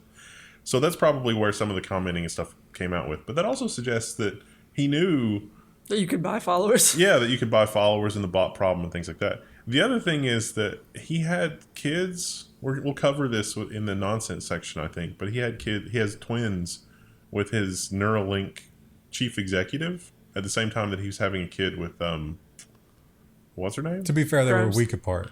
They were a week apart. Okay, they were born a week apart. But buying Twitter may have been a distraction to. Hide all of his personal problems You think with he's his willing- 10 million children. He wants to burn $1 billion just to change the PR. The man's got an ego. And he's got a lot of money. So So it's a don't know. question. So if they have actually the text of the contract in here, you can read in this article, and it's basically chicken, right? Whoever pulls out first loses the billion. But then there's also a date. I think it's August 27th or something like that. So on October 24, something happens with this contract, and then something has to be decided then, or a 6-month extension automatically kicks in. I don't know what the pitfalls of that are, but it seems like he's just trying to run the clock. Terrifying. Twitter continues to be horrible. He's playing some kind. I don't know if it's 4D chess, maybe 3.1D chess. I don't know. Well, he's playing chess the way that he's used to playing chess, which is where you get the traditional set of chess pieces, and he gets 5 different sets because he's the richest man in the world. And then if you start to actually win against all odds, he just flips the chessboard Or he over. just adds more pieces as he sees fit.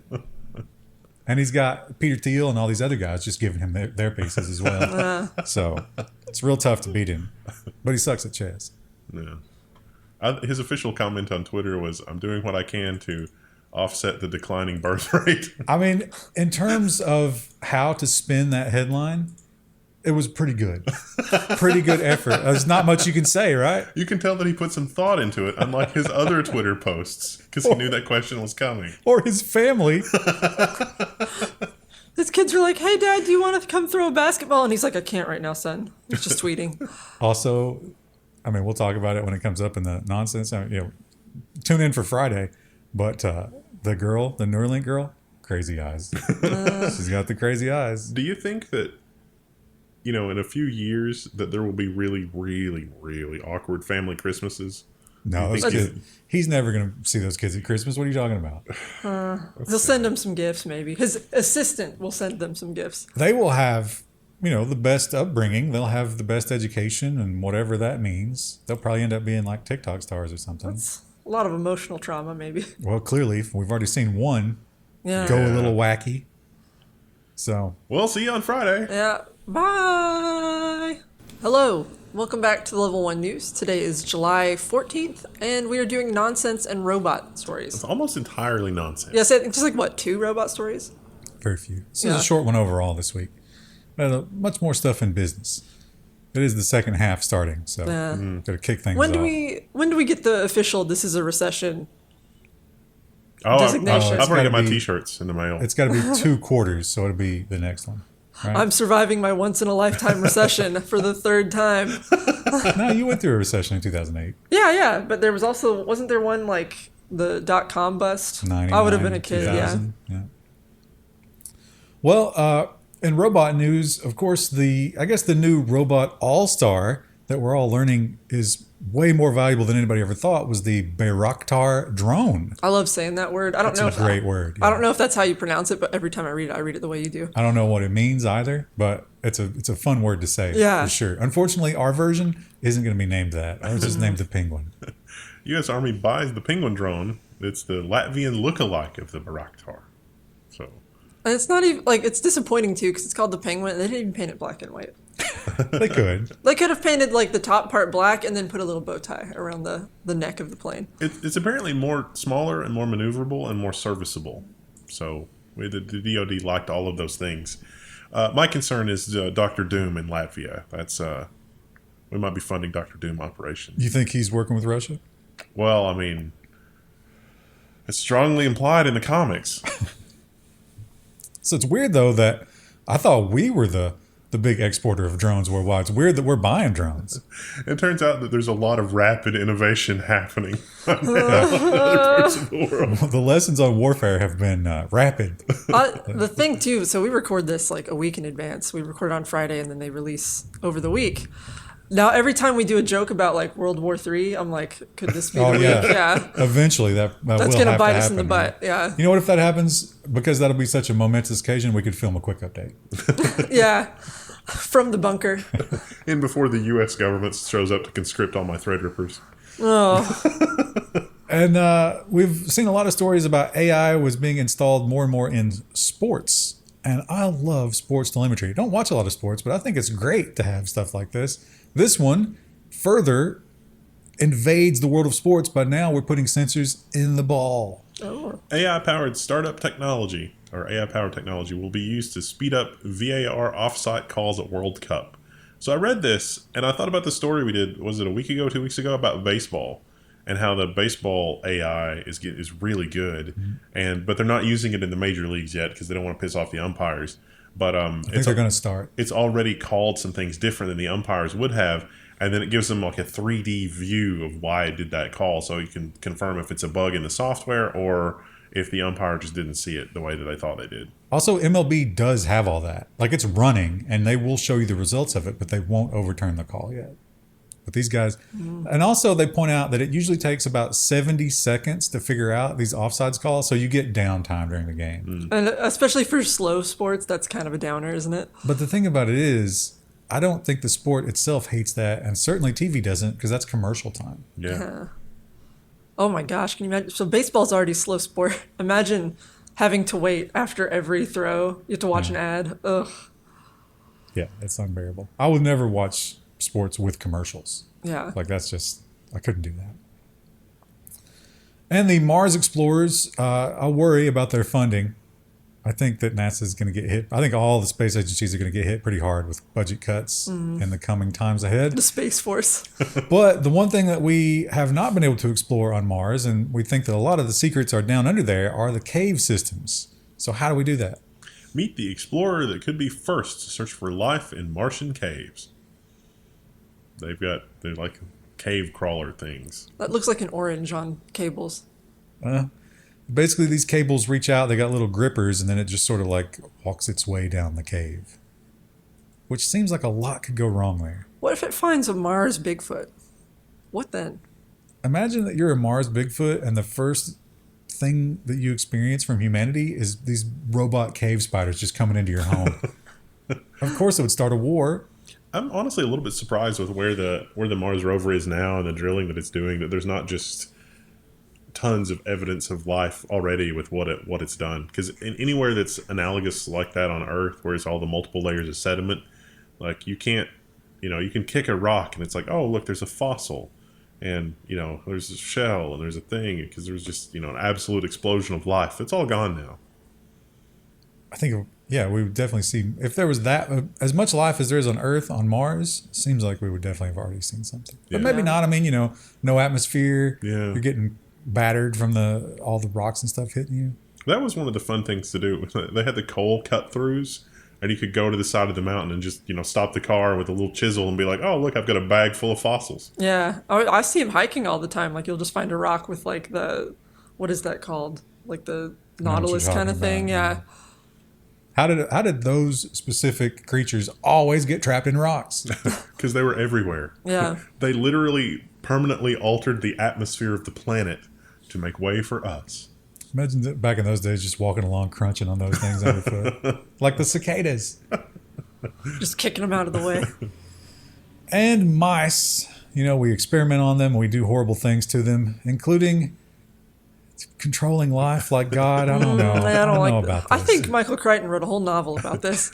Cloned mice created from freeze-dried skin cells and were world first. Now, they were successful, but if you keep on reading, The DNA had between 0.4 and 5.4% damage. So this was an imperfect process.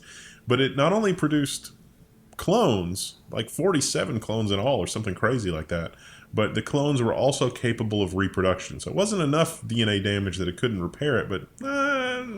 Again, in Jurassic Park, they got the DNA, but it was slightly problematic, so they had to repair pieces of it. And then they were like, they can't reproduce. We made sure that they're infertile.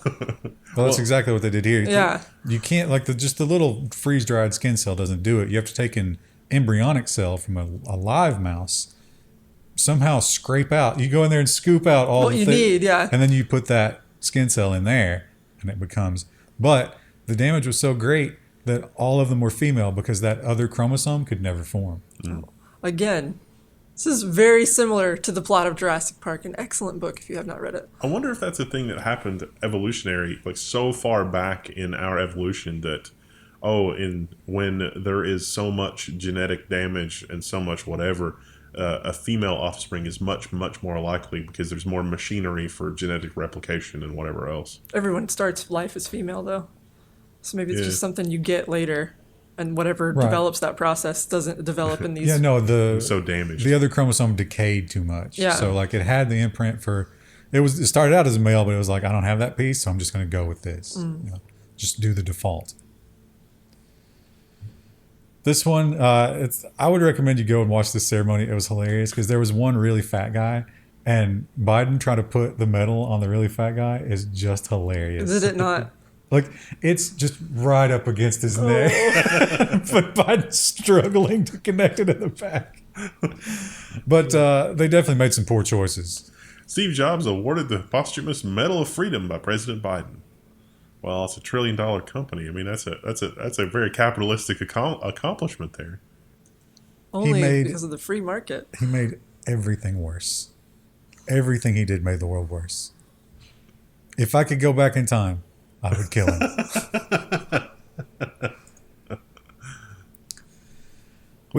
It's been a while since we've seen a good social media flash mob challenge, trend, something like that.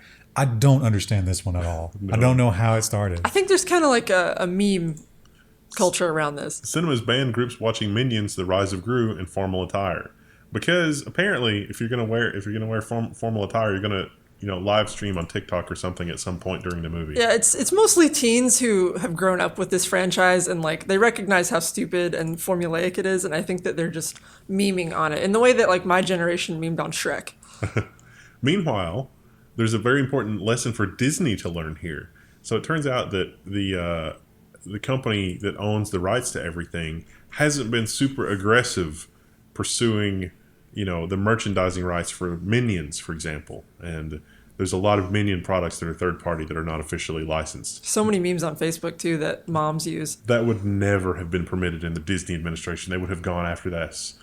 And arguably, I don't think the franchise would be as popular as it is had it been as aggressively protected as what Disney does. Yeah, that's the lesson they can never learn. If you just leave it alone, often, like, remember Morbius? Yeah. Word of mouth is the best marketing you can get. You should never try to clamp down on that.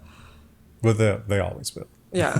Because they want it to be their own version of it. And it's like, you got to release the art and then let people engage with it. Yeah, that did not happen with Morbius. It's like, they're engaging. Oh, no. But they kind of let it happen, though, because, it ended up being better for them than if they hadn't. With Morbius, there was no risk, right? It's like, it can't do worse than it already has. We're never going to touch this again, so let's just see what happens. But with the Minions, that's one of their big, like, you got to protect that, right?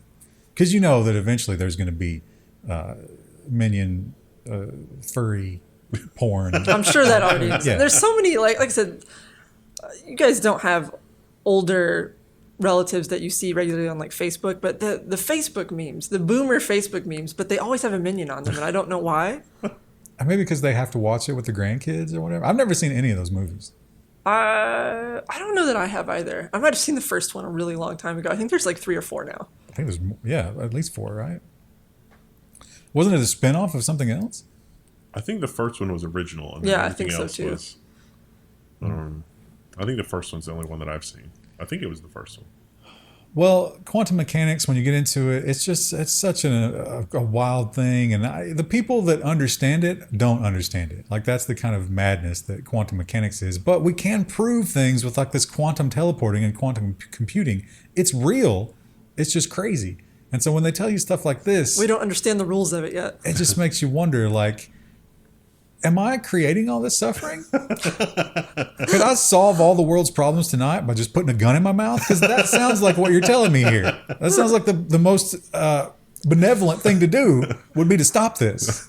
Objective reality may not exist at all, quantum physicists say. You observing reality is what creates it. So if a tree falls in the forest and no one's around to hear it, not only does it not make a sound, it doesn't exist. Now we got the particle wave experiment, which on a very small level does kind of illustrate this.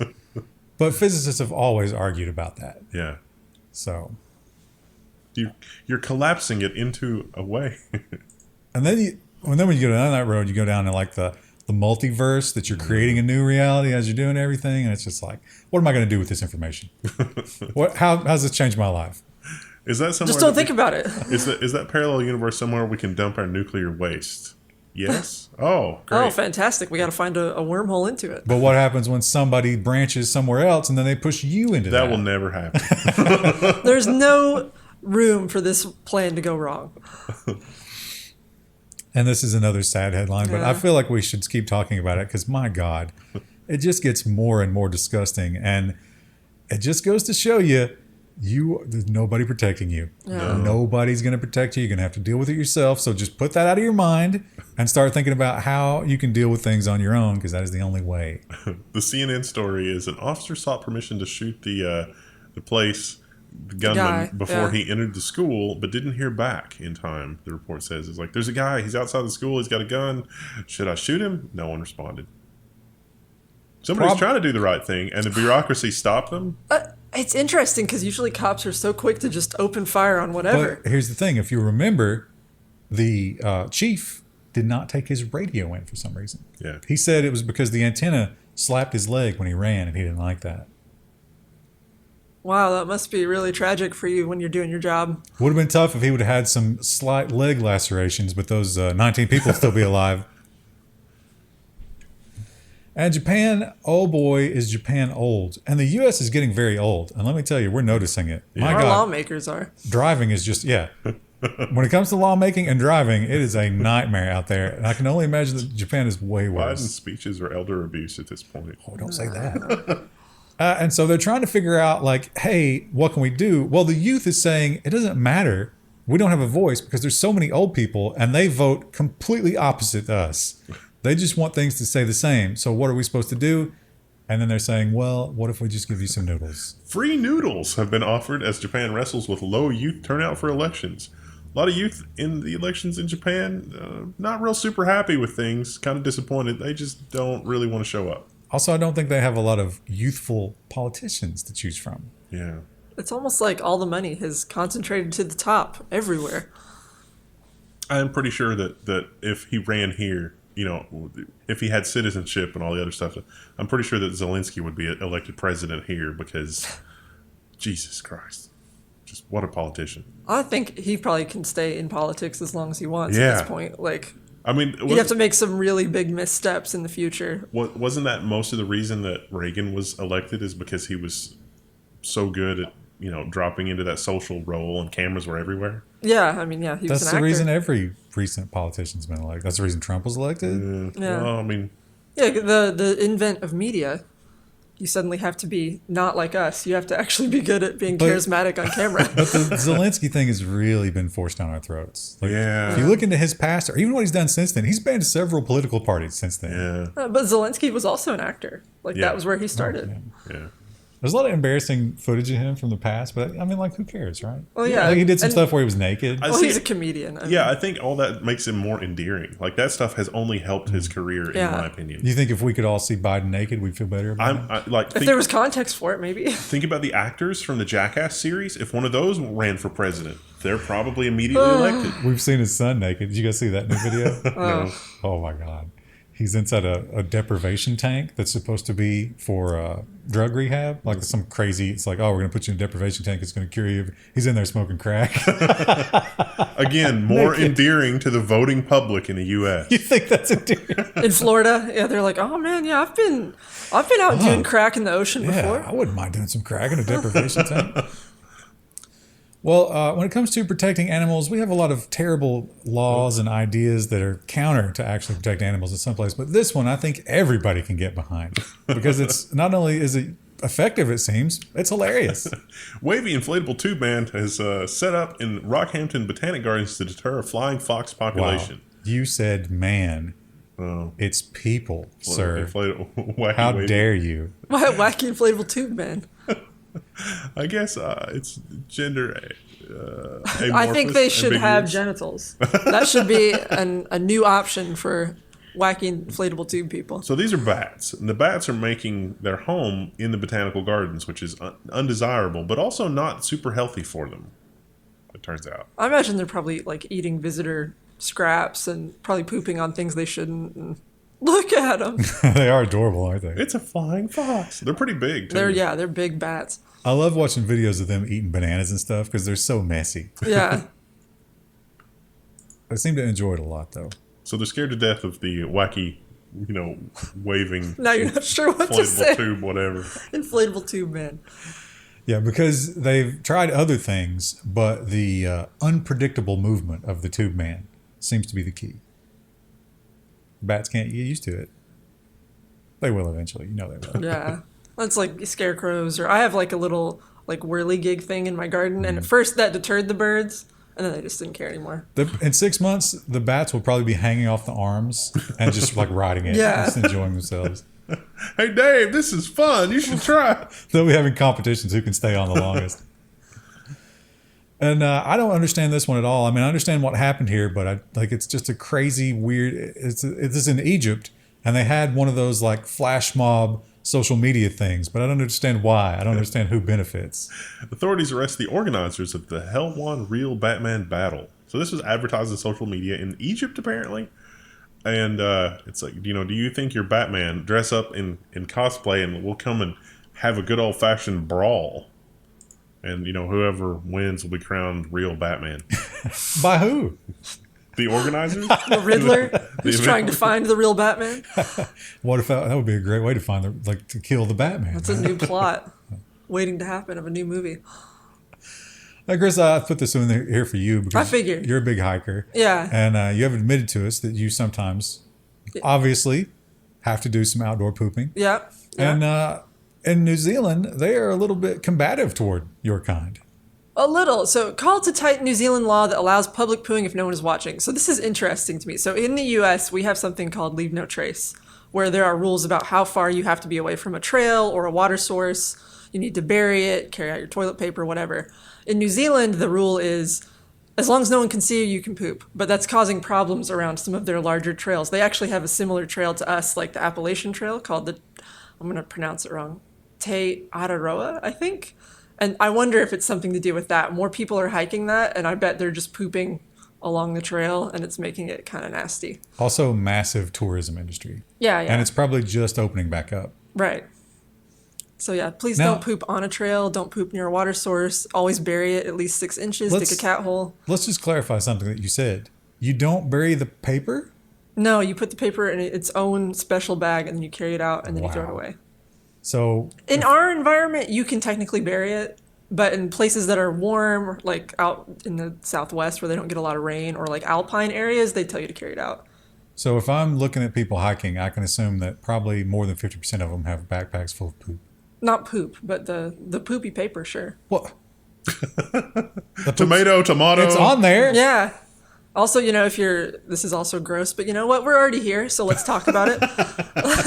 If you're on your period, you also have to pack out your pads, your tampons, all that kind of stuff. Ooh. Yeah. There will be a day where they're DNA testing that stuff, right? Soon. They're already doing it with dog poop. Right. Like some of the nice, like the ritzy neighborhoods that are coastline in Florida, they will absolutely DNA test your dog poop at a heartbeat. That's a dark future. Yeah. Is there going to be a future? There is going to be a future where there are pay toilets which are broken down in the woods. But because they're there, any poop that they DNA that's yours, you get a ticket. Yeah. Oof. That's a problem, like the whole poop thing too is becoming a problem on like larger trails like the Appalachian Trail. They've actually started putting in, like you said, like privies in certain areas to make sure that people don't just poop on the trail as often. But how many spiders are going to be in there? There's gonna be and mice. There's gonna, yeah. We found this part on of the trail. On the trail. It matches your DNA. We pulled your GPS records, and you hadn't been there in the last couple of years. We dug deeper, and we found that you went there 5 years ago. So here's your ticket. Here's your petrified turd and your $50 ticket. I didn't really want the turd. I'll pay the ticket. And this one I just threw in because, of course, the death of television. I do enjoy the death of television. Channel 10's new breakfast show records 44 Sydney viewers in dismal debut. We do better than network television. We're better than Channel 10. All right. Yeah. I don't know how many people live in Sydney, but I think it's a lot more than 44. I wonder if we have more than 44 viewers in Sydney. If you're in Sydney, comment below. Don't lie. Also, sorry about the floods that are happening there right Yeah. now. Also, apparently in Australia, the breakfast show is massively popular. I don't think a lot of people watch morning TV. Not here. anymore. No. My mom did. Like growing up, I would get up for school and my mom would always have a morning show on. I mean, during the 80s, the obvious morning television that you wanted to watch was Masters of the Universe. I didn't watch cartoons. I always watched the news with my mom when I was a kid. Wow, well, that's probably why you turned out like you did. There's probably, something wrong. It occurs to me that if we ever figure out, if you want to be the master of the universe, that's a tall order. Because even if we ever figure out superluminal travel, that's going to just confine us to this galaxy. There's a whole bunch of other galaxies out of there. I don't know they ever left the planet. So kind of a weird title. Yeah, weird. Now, there were some other dimensions, sure. What if it was a pocket dimension, and so their universe was just the one planet? Well, the snake people lived in a different dimension. Yeah. And then there was Hordak's dimension where She-Ra lived. That was different. Was it like a Dollar General, which is also a pocket dimension? So maybe their universe is just a bunch of really small dimensions. I didn't see that they ever had a lot of low-priced items there. But they didn't do any shopping either. They had robots. And, of course, you know why I added this one. Beck wishes he had let Weird Al parody Loser. It would have been called Schmoozer. It's probably not too late. Weird Al probably still has that written down somewhere. Points out what a great guy Weird Al was because he did not have to ask. The laws are such that he could parody all he wants, but he was legendary for always asking, and when they said no, he didn't do it. Also, Beck, in this interview, he was like, yeah, a lot of people thought I was a joke. I totally did. I thought he was definitely in the same realm as like the Bloodhound Gang, where it's like, yeah, it's real music and it's catchy, but it's silly. The things you're saying are silly. I'm a loser, baby. Why don't you kill me? Well, yeah, nobody took that seriously. We assumed you were making a joke. Were we wrong? Oh, man, I missorted this. I forgot I had two hiking stories. Hikers had no gear on cold Colorado Trail because it's so hot in Texas. So Texas does not have the elevation gain that the Colorado Trail does. If you are in the mountains, it gets colder, especially at night. and stormy sometimes. Yeah. Actually, Colorado's notorious for that. You want to get up over those peaks in the morning and then get down before the thunderstorms come through. How about Fort Worth has a high of 104 and a low of 84 today? Wow. Rough. Fort Worth might be a monument to man's hubris. I feel like most of the Southwest is starting to feel that way. Now, we learned a lot about China. You know, they got the whole Belt and Road thing, and one of their big targets is Africa.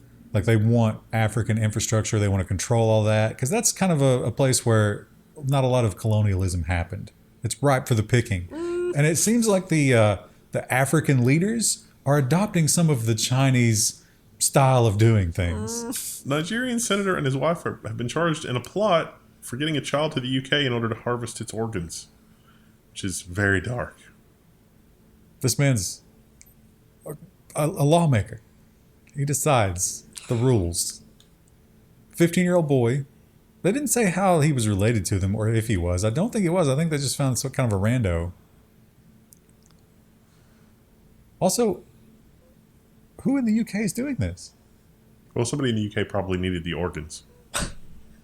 As you do. Sometimes you just need some organs. But you're still going to need a doctor. I mean, come on. It's, And this is certainly, like, you would think this would be an Onion headline, right? Because how Not anymore. can this be the solution? And this, like right now, we're not actually having the crisis. We're It's just coming. We're preparing for we're it. seeing the crisis. Imagine how these headlines are going to change when it's real. Germany's largest landlord to restrict heating at night. Vonovia? I don't know how you say Sounds it. right. Yeah. One of Germany's largest landlords wants to save energy by lowering the heat in tenants' buildings overnight. This is okay. If it's from like 74 to like 68, that's fine. If it's from like 68 to like 62, 17C, which is 62 Fahrenheit. Yeah. That's what it's going to be. Also, they have already done some other places where they turn off the hot water. So you don't get hot water. You get hot water in the morning and in the early afternoon. Or maybe it's late afternoon, like when you get home from work. But other than that, no hot water. I need to do some improvements around my house to prepare for this kind of thing. See, the crazy thing around here is that we're just, I mean, there are, especially like in the eastern part of the state, there are wells that are capped that you could just trip over them, and they're everywhere. And there's not enough natural gas for them to be commercially viable, but you could literally untap or turn the tap off on one of those wells, and probably a single family home could still extract enough natural gas from that to run for 10 or 20 years. Well, up until now, that had been unacceptable because it's not green. Right. But luckily, they've just voted that natural gas is now green. Yeah. In the EU. They've yeah. legislated it. How lovely that they can do that. Interesting. I always saw headlines about new bacteria for generating natural gas equivalents. Plastic. It's Yeah. going to eat the plastic and create the fuel, But just we- like the batteries. We need that, like yesterday. Where is that? Well, it's either all been fake or the energy companies are still doing an excellent job at containing it. I kind of think it's the energy companies because that's the Could be horrible both, reality we right? live in. Could be both, yeah. I mean, I certainly wouldn't doubt that. Yeah. What if somebody comes up with something that you inject, like a la fracking, but not water? You inject it into the old natural gas well, and then you throw a bunch of the bacteria down there, and just the natural warmth of the earth is what it uses for energy. And then in 10 or 20 years, you get natural gas back in the natural gas well. And monsters. You get Horrible natural gas monsters. and monsters. There's only a 4% chance of monsters. I think that's a risk we can take. Kaiju. We should workshop what the monsters look like. This was a missort, but it's because this was a late ad. I didn't get a chance to sort this one at all. The governor of Arizona has signed a $1.2 billion water package to try to bring Arizona water. But the $1.2 billion package is really just $1.2 billion across about a dozen projects that range from reasonable to completely insane. The most insane one in this article was the idea of basically carting water from eastern Kansas across like 2 or 3 states to Arizona. And I'm like, did anyone ask Kansas if they were okay with that? Think oil pipeline, but water. And it has to be a lot larger for water. And then you have to purify it. Like, there's a lot more that goes into it. They seem to be describing it as floodwater. It's like, Kansas doesn't even want that water anyway. But western Kansas is in drought. Now, I'm going to go back to my theory here. I'm going to actually expand on it a little bit. It seems like the Trinity is smart, successful, even if it's fraud. You still can be successful, even if it's fraud, and crazy eyes. It's the trifecta that makes a woman irresistible. And obviously, I think actually this is more like the Schwarzenegger thing. Remember the housekeeper? Yeah. I was like, you're a sex symbol, Arnold being, and you went with this housekeeper who looks like, the lower 40% of beauty in this country, but it's just because she was there. And this young lady was just there. Elon Musk reacts to report he had secret twins with Neuralink exec weeks before baby with Grimes. A week. What? There's 2 babies with Grimes. Which baby was it? Maybe both. Oh. Good point. Both? Wait, how can it be both? She held one of the twins in her womb for like a year and a half. It was weird, but she did it. There were claw marks on the inside. The Grimes pregnancy. Oh, no, it says nearly a year ago, so it would be the second baby, yeah. Yeah. I would love to see, of course, the underpopulation crisis. I would love to see some of the internal memes floating around at Neuralink. Oh. You may get your wish on the Level 1 forums. Lord. Man, if you think that he actually sees all these kids on their birthday, because that's going to be a real heavy schedule for him. No, I mean, Absolutely not. Christmas would be the time. Like, if you're going to be absentee, you probably would like be Thanksgiving or Christmas or something, and try to just round up and do everybody. He's South African though, so he doesn't care about Thanksgiving. Yeah. So Does he have a baseball team at this point? almost, I think, right? He's got 10 kids. Wow. How many players do you need for? I don't know anything about I baseball. actually don't know. It's Is it 9? let's see. First, second, third, shortstop, catcher, pitcher. 1, 2, 3, 4, 5, 6, 7, 8, 9. And then you've got some At people least in 10. outfield. At Yeah. least 10. Yeah, I think it's 10, maybe. Right. So yeah. He And gets- are the twins boys? I don't know if it Because said he the has all genders. boys except he has one girl with Grimes. They might be trying to keep some level of anonymity here. Zillis is a Yale graduate with a degree in economics and philosophy, expert in AI, and been at Neuralink since 2017. See that? Smart, pretty, and those crazy, crazy eyes. Just look at the madness that's lurking behind those. Hey, I'm amazed he can get anyone to sleep with him, but it keeps happening. I don't think you understand economics. Oh yeah, degree in economics. Yeah. But no one ever actually gets him to marry him except for the first wife. Yeah, but that's the golden ticket anyway. She got 2 golden tickets, right? Because if she were to sue him for child support, which she'll never need to because he's going to take care of it because he's smarter than that. But if she did, they would calculate those payments based on his income.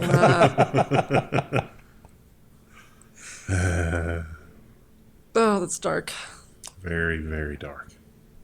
But hey, at least those aren't children that, are going to be abandoned and nobody's going to take care of. There'll be a flock of nannies. They'll be well raised. Yeah. They'll all be doing, like whatever the next version of TikTok is, they'll be stars on that. Mm-hmm. We'll see you next week. Bye.